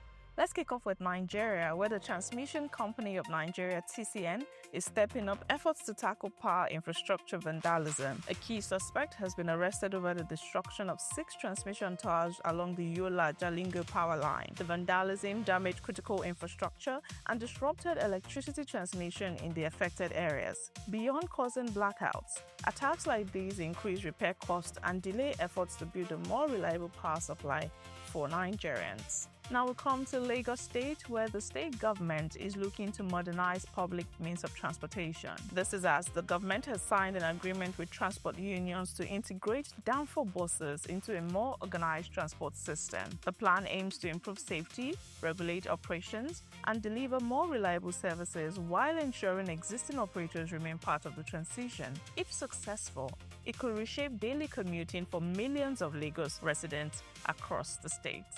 Now let's move on to the Middle East today, where a proposed government agreement involving Iran and Oman could give Tehran greater influence over ships passing through the Strait of Hormuz. The proposal has drawn global attention because the strait is one of the world's busiest routes for oil shipments. Any major change to its management could have implications for global oil prices as well as energy markets. And finally, on SOUQ Wiki today, let's talk football. Nigeria Super Falcons have qualified for the quarterfinals of the 2026 Women's African Cup of Nations WAFCON after a commanding 6-2 victory over Egypt. The result keeps alive Nigeria's bid for a record-extending 11th WAFCON title and builds momentum heading into the knockout stage. Congratulations to the Super Falcons. That's what we have on SOUQ Wiki today. Thank you for watching. Remember to follow us across all of our social media platforms at SOUQ Digital. I am Sarah Owusu-Ansah. Have a beautiful day ahead.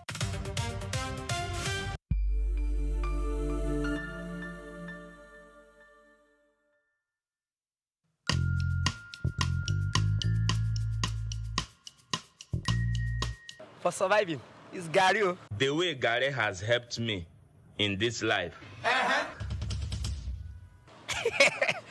Gary, if you have like 100 naira, you can still drink Gary. If you have 100 naira, if you take pure water, you are just drinking water. But everybody will borrow you one thing or the other. But Gary is the cheapest, I think. Well, it's fuel for me because I think fuel is one of the things that drives the economy, everywhere. So, for the economy to move, for productions to take place, for movements or transportation to take place. Fuel, because I use fuel every day. It's food now. Football boots, because I'm a footballer and it's very cost and it's hard to see money nowadays as a footballer. Food, because if people chop, there's no any problem.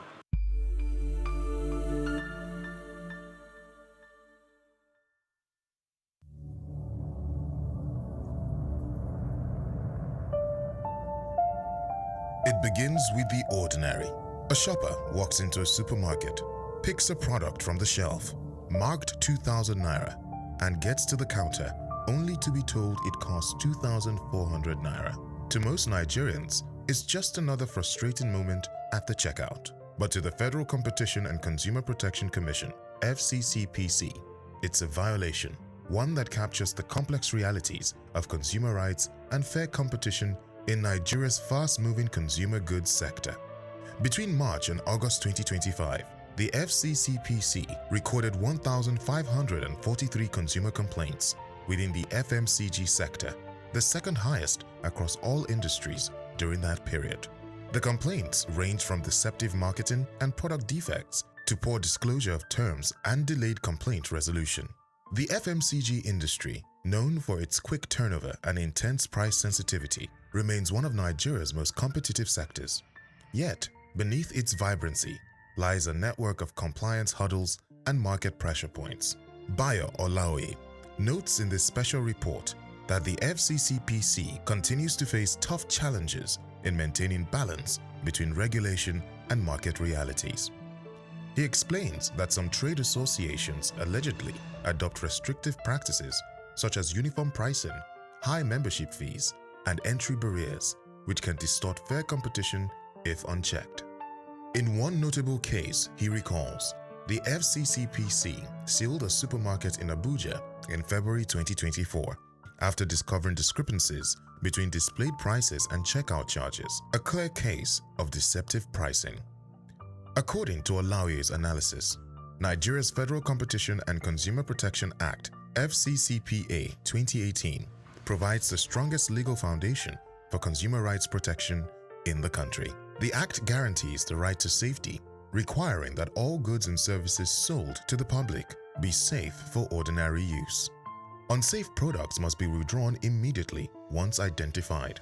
It also guarantees the right to information, ensuring that consumers receive accurate details about price, composition, quantity, and use conditions before purchase. Where goods turn out defective, the consumer is entitled to repair, replacement, or refund. Sections of the FCCPA further prohibit false representation, bait advertising, and exaggerated claims, with sanctions reaching up to 10% of a company's annual turnover. Olaoye points out that state agencies such as LASCOPA complement FCCPC's efforts, helping consumers access information, redress, and awareness of their rights. Despite these laws, FMCG companies operate under immense economic strain. Rising inflation, forex shortages, and unpredictable input costs have made compliance increasingly difficult. Several multinationals have either scaled down or exited the Nigerian market, citing high operating costs and regulatory pressures. Still, as Olaoye observes, consumer protection and fair competition remain non-negotiable principles for any healthy economy. In 2023, the FCCPC fined a multinational FMCG company $110 million for abusing market dominance and stifling competition. Olaoye highlights the case as a major signal of the Commission's resolve to hold both local and foreign players accountable. Olaoye argues that compliance should not be viewed merely as a legal requirement, but a strategic business investment that strengthens consumers' trust and market credibility. He recommends that FMCG firms integrate compliance clauses into contracts, conduct regular audits, and maintain transparent pricing practices. Predatory or collusive pricing, he warns, can damage reputation and attract severe sanctions. The way forward. For Nigeria's FMCG sector, the path forward lies in collaboration, transparency, and innovation. Olaoye concludes that legal practitioners and compliance officers must continue to bridge the gap between policy and practice through staff training, regulatory monitoring, and transparent communication. I'm Moyosore Adibi, SOUQ News TV.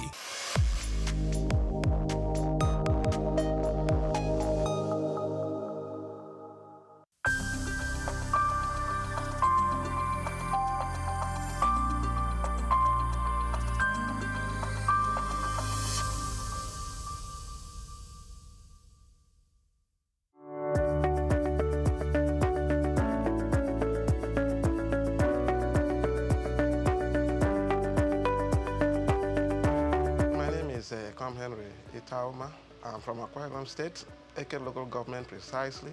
My primary school at Akwa Ibom Church Primary School, so young Eket, where I grew up in the early 70s.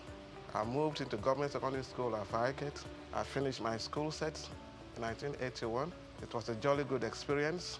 Before I moved over to Lagos, where I did my higher school, Federal School of Art and Science, Victoria Island, and from where I took my JAMB, then I got admission to study English and literary studies in the great University of Calabar. Growing up was fun, education was fun. We enjoyed the bits of life all we went through there, from primary to secondary school, the dormitory lives, my friends, my colleagues.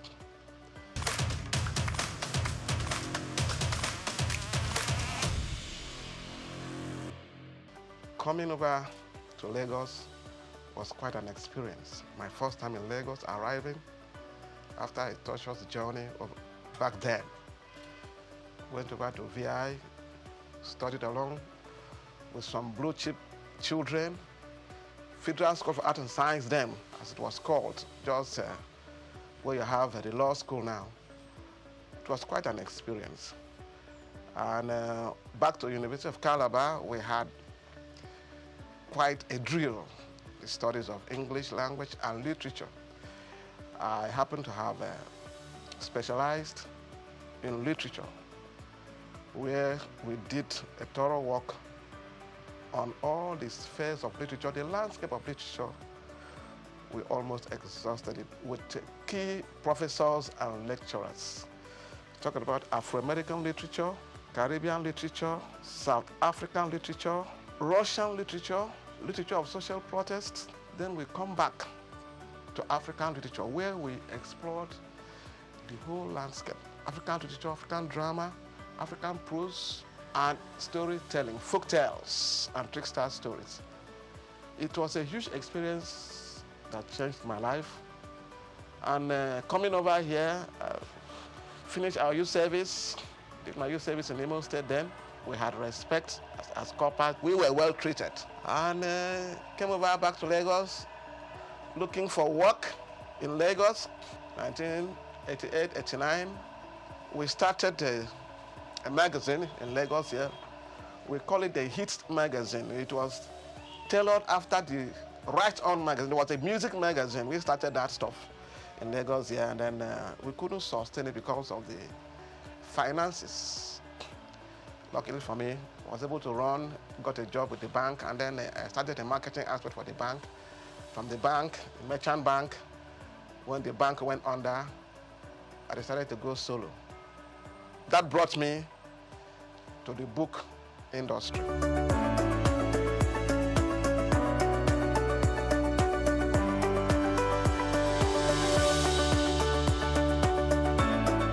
I have always have this passion for books, right from my primary school to my secondary school.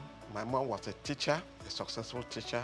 We were encouraged to read books. We used to hide ourselves in the libraries, my local government libraries. So when I got admitted to the University of Calabar, all our long vacations, we were always found in the library. Of course, there was no GSM then. The library was our contact space, where we go to the libraries to get information about when the school is going to resume, because apart from news, radio and all that, you may not know when the school is going to resume. But when you meet with your friends, you know, in the library there, we meet with some other undergraduates, Uniben, SOUQ, Ife, some of our friends who were studying there, who came home for long vacations. I mean, we interact with them, and before you know it, we hear, you people are going to resume this, that, and that's how my passion for books get strengthened. When we resume schools, we exchange novels. We look for novels to read. We look for African writers series. We look for Headley Chase. We look for exotic books. We started collecting books. When we finished reading, we shared the books to our friends. We talked about the books, and from there, we were able to explore the world. We sat down in the library and we knew what was happening in the apartheid South Africa. I did so much about the history of South Africa. I read about the Zulu aftermath. I read about the Mau Mau Wars, the challenge of colonialism, the pro-colonial times. I had a good teacher who taught me history in the secondary school, Miss Tooten. He did a yeoman's job. He led us through the whole spectrum of West African history. West African history by Adekunle Aromo-Laran. We talked about the Oyo Empire, Songhai Empire, Timbuktu, the Great Mali Empire. You know, all these things stir up our curiosities. And since then, we never departed from books. We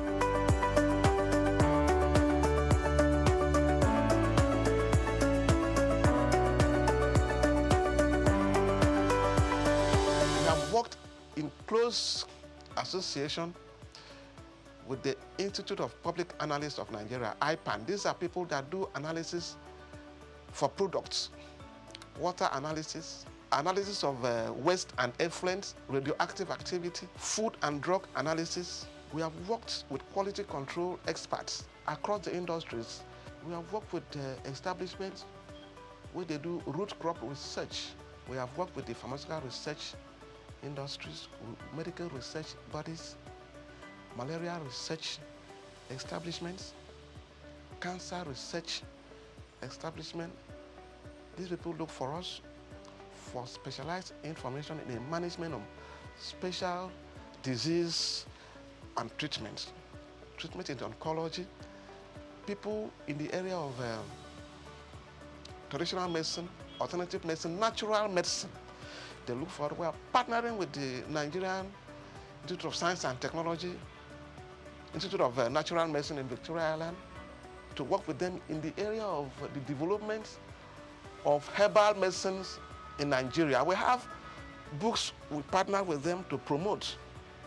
You see, medicinal plants from eastern Nigeria, medicinal plants from the northeast, medicinal plants from the southwest, medicinal plants from the south-south.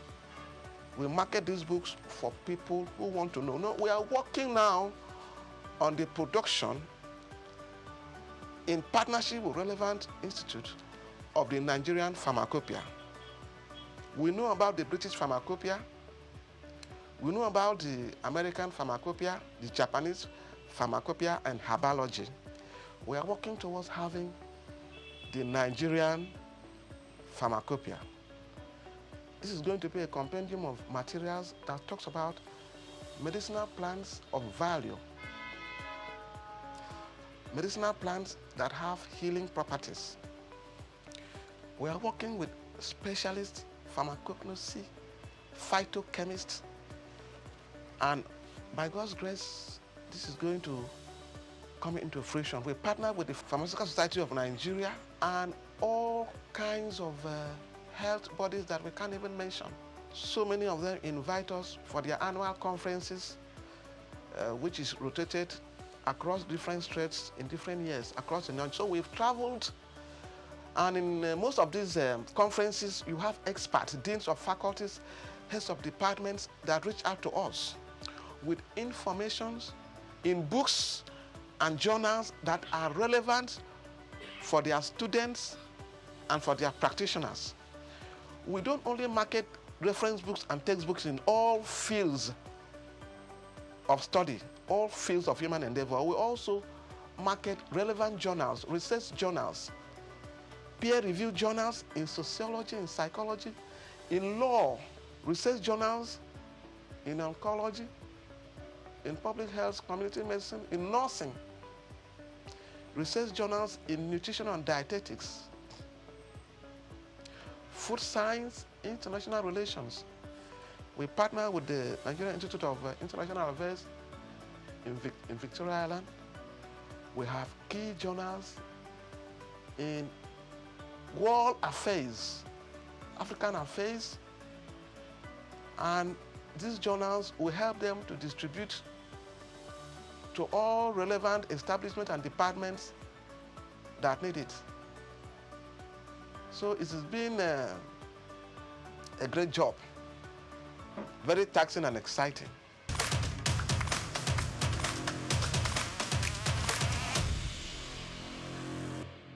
Each book added a new spectrum of learning and knowledge for us. When we got into literature and poetry, we explored a whole lot. When we went into American history, the black history, we read about the nation of Islam. We read about Elijah Muhammad. We knew the struggle they had to go through, racism and all that stuff. And it really inspired us to see what we can do to add value to knowledge. And it has brought us this far. So it's been passion, not really born out of the money or whatever. Of course, when you have value to present, you'll be appreciated in many ways. We have had sundry appreciations from establishments, from institutes across West Africa and beyond. You know, we partner with international publishers all over the world to source cutting-edge materials for our clients. We take pains to go through a lot of materials that come in here. Whether there are new materials or whether there are new, we believe that when you are doing research, there is what is called cross-cultural research. You start from the past and then come to the present. Research in any field, what happened before where we were before and where we are now, and then we'll look forward.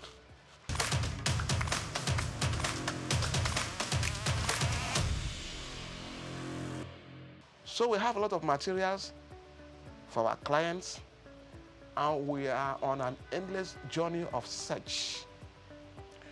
When we started this business, we came face to face with HIV. We go after books on HIV and AIDS. We got them across our clients and our readers. As we went further, Ebola came, and we sourced for materials for medical virologists. It's a virus. Clinical virology, we gave the books to them, and they were very happy. We got the materials. We did what is called public health awareness to get people assured that these things are preventable. That is not the end of life. You see, when you have the information, you have the confidence to practice, you are not scared of whatever. Whatever is coming in probably had happened before. All we need is for new information to combat the emerging diseases.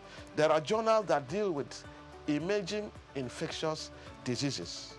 We provide these materials for practitioners, and it has served the purpose over the years.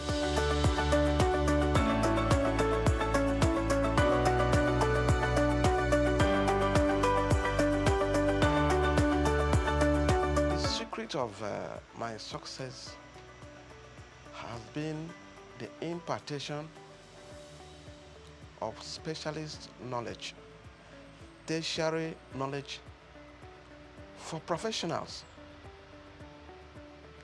You know, education and learning is a lifelong journey. People talk about continuous professional development. For instance, in the media world and the real estate world, we have partnered with people who are doing media studies, you know, the print media, the electronic media, mass communication as a whole. We have provided a lot of materials for them. So now we have specialists in the media, we have special editors, screenwriters, short story writers, photojournalists, you know, and we provide them these materials. In the real estate world, we have attended conferences of real estate practitioners, providing cutting-edge materials for them in real estate development, information technology, property development, property law. All these materials assist them in the practice of real estate. We have gone far more. We work with people, the QS, quantity surveyors, town planners, environmental managers, people who do environmental audits, environmental impact assessment, you know, space planning. We work with them, you know. And these materials we get from all across the world. If you are practicing in this area and you need materials to improve your services and the value you are creating, you will need us. We have a whole list of experts in different fields that reach us when they have challenges, when they have need for special information to solve specific problems. They reach out to us. They call, yeah, a bookman, all range. We need books in this area. For instance, we had the former Minister of Health, that great woman, Ponja Iwala. She will always call us, look, all range, we need books on international economics. And we used to give her books on international economics. And many other experts like that. We have books for people who are doing radioactive interventions, people who are doing environmental management, people who are doing analysis food analysts all over the spectrum. We provide books for them. Food engineering, we give them books on food contaminants, food additives. These are not books to just go to anywhere and get. We have been able to interface with them, Nigerian Institute of Food Science and Technology.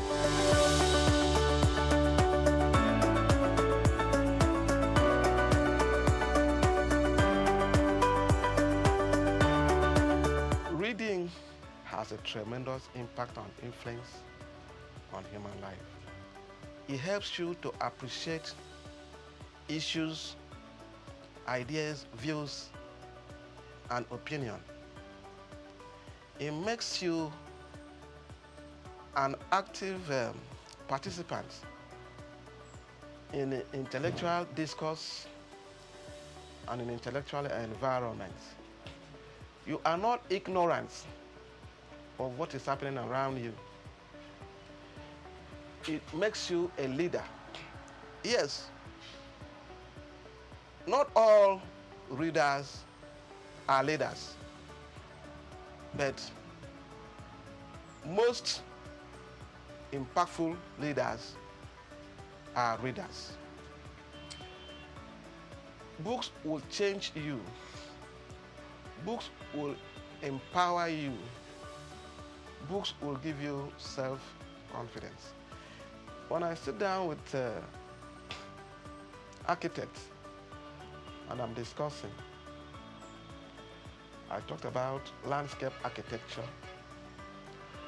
I talked about interior design. They begin to wonder whether I studied architecture. Then I started talking with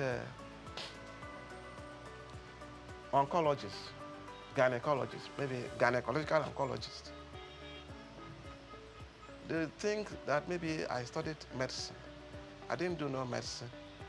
I've been able to read some books, interface with them. I have attended their workshops, so many, and I've read their books. Some books that come to me, I try to go through the introduction and the preface.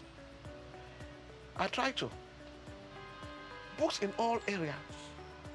You understand? I was looking at a book on anesthesiology, and I found out that no serious surgery could be carried out without an anesthetist. Surgical intervention, is it abdominal surgery? Is it cancer, oncology? You need a professional. These are people that manage the airways. When the patient has been numbed with drugs for the intervention, the surgical experience, maybe for 3, 4, 5 hours, there has to be a resuscitation. And this is the specialist area for anesthetists. Not all doctors can handle that. You are doing cesarean section. You are doing ENT surgery. You need them. So you have a team of doctors that will invariably handle a serious, for instance, at the orthopedic hospital, we want to do amputation. You have the plaster people, you have the hematologist, you have the anesthesiologist, you have the surgeon, who is a very good orthopedic surgeon to handle amputation, whether it's amputation of the legs and all that, because they have to manage, the hematologist will manage the loss of blood, then the anesthetist, then the orthopedic nurse will be there. Then we have the theater nurse will be there. All of them well kitted for the operations. It will look as if they are going to travel to Mars. Safety procedures, management of spills, cleaning, and everything. Then rolling the patients to a special, maybe it's an amenity ward where they are going to keep the person to manage the post-operative procedures and all that.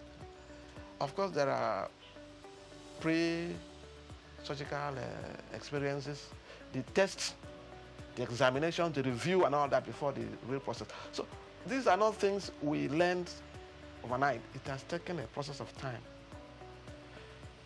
And we got to know that, oh, this is how the deal is done.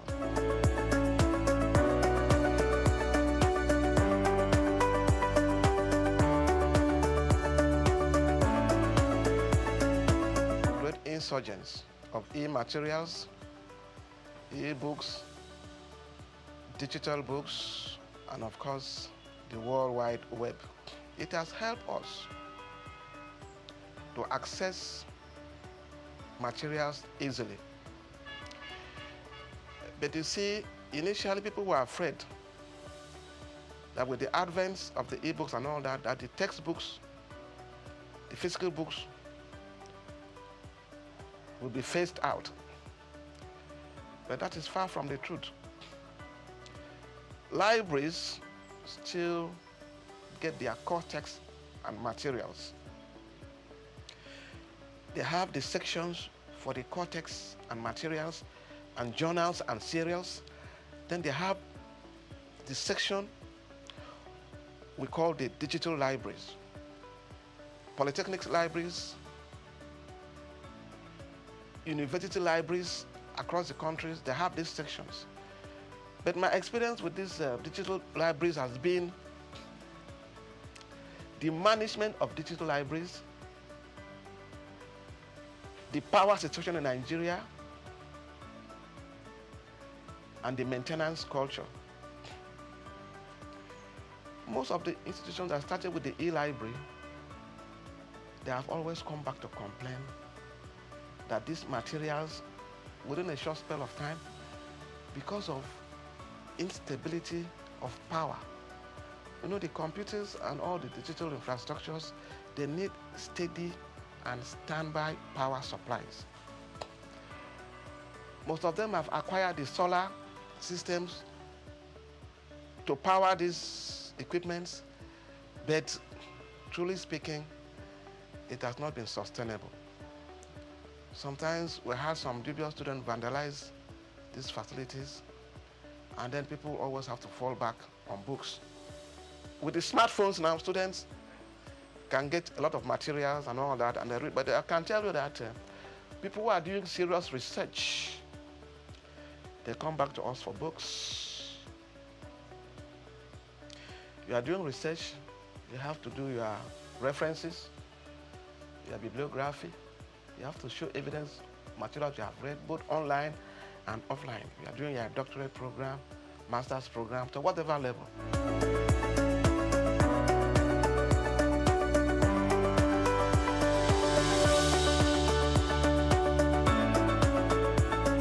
At the level we are now, we believe that we've added value to education, to training, and to teaching. Our next phase now, we're trying to see how we can give back to the society through our interface with like-minded NGOs. We are started our book cafe, all-range book cafe, where we invite people. It's a private library to come and read and study in a relaxed atmosphere, where you can come in and do your book reviews. If you're a writer, you come in and do your book reviews, review your textbooks. Going forward too, we also have our NGO, which we are working on, that borders on environmental management. We call it the Campaign for Sustainable Environment. This is a program we have been running the last 5 years. We are talking about global warming and climate change. We do environmental education.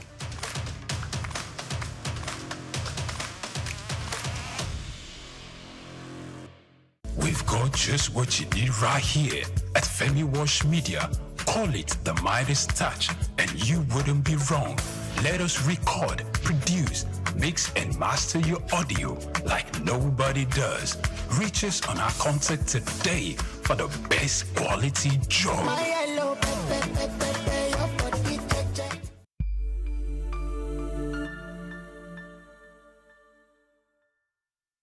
The Federal Executive Council, FEC, has approved a comprehensive historic overhaul of the National Youth Service Corps, NYSC, to shift a 53-year-old scheme towards civilian leadership, digital transformation, and specialized skills acquisition.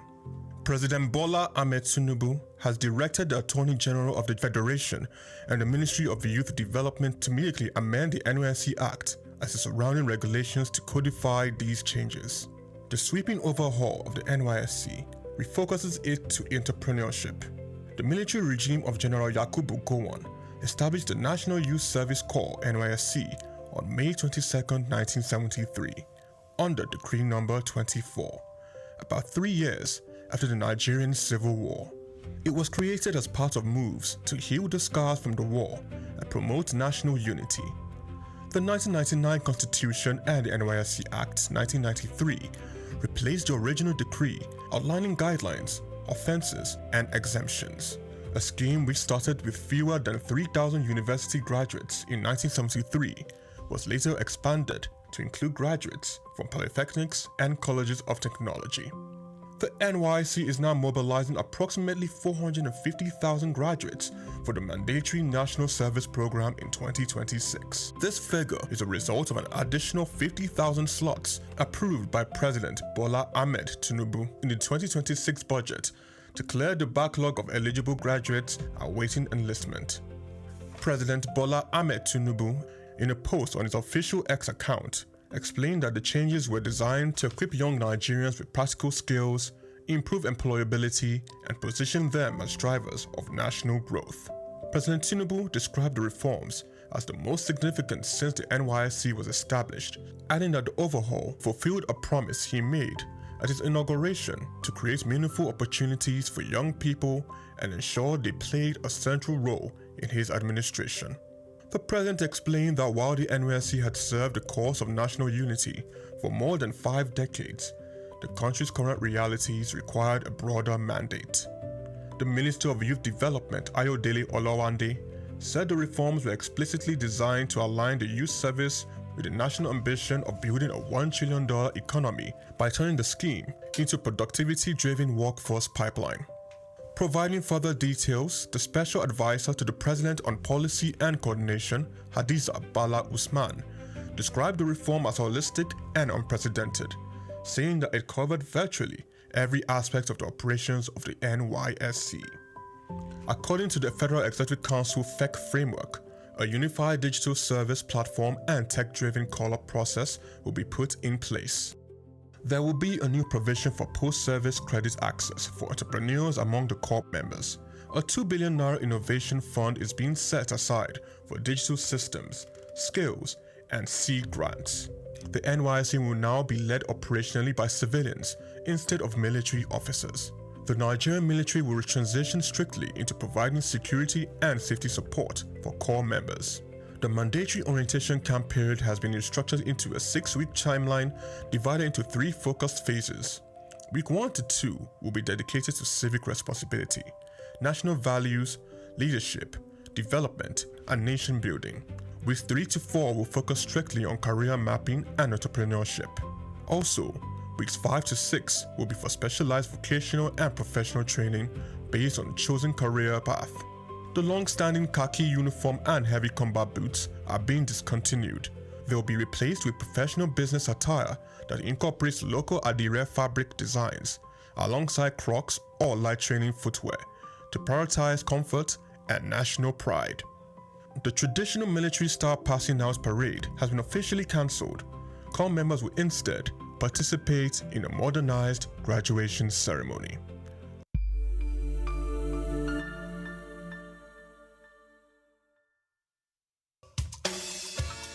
Fellow Nigerians, did you know that constituency and executive projects in your communities are not gifts from your legislators? They are projects sponsored by the legislators and funded by the federal government to improve your life and the lives of those around you. These projects belong to you. Without your vigilance, they might never be completed. Don't allow them to fade away into unfulfilled promises. Stand up, take ownership, monitor their progress, demand accountability, and report concerns to ICPC. Call our toll-free line now on 0800-2255-4272 or WhatsApp only on 0806-656-4726. This message is brought to you by the Independent Corrupt Practices and Other Related Offences Commission, ICPC, with support from MacArthur Foundation and the Center for Democracy and Development in Africa, CDD. Nigeria, rich in traditional and cultural heritage, is intentional about promoting history and retaining cultural values. The country has succeeded in preserving its identities and that of the forefathers for ages through folklores, folk tales, traditional ceremonies, community-based initiatives, cuisine, and most notably, museums and cultural centers. These institutions serve as invaluable repositories of history, ensuring that future generations remain connected to their roots and appreciate the diverse cultural tapestry of the nation. In Nigeria, there are over 38 museums comprising national, state, and privately owned institutions scattered across the country.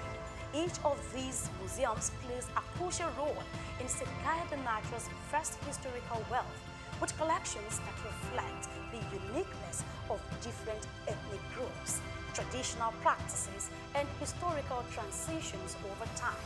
In Lagos, the National Museum, located at the center of the city in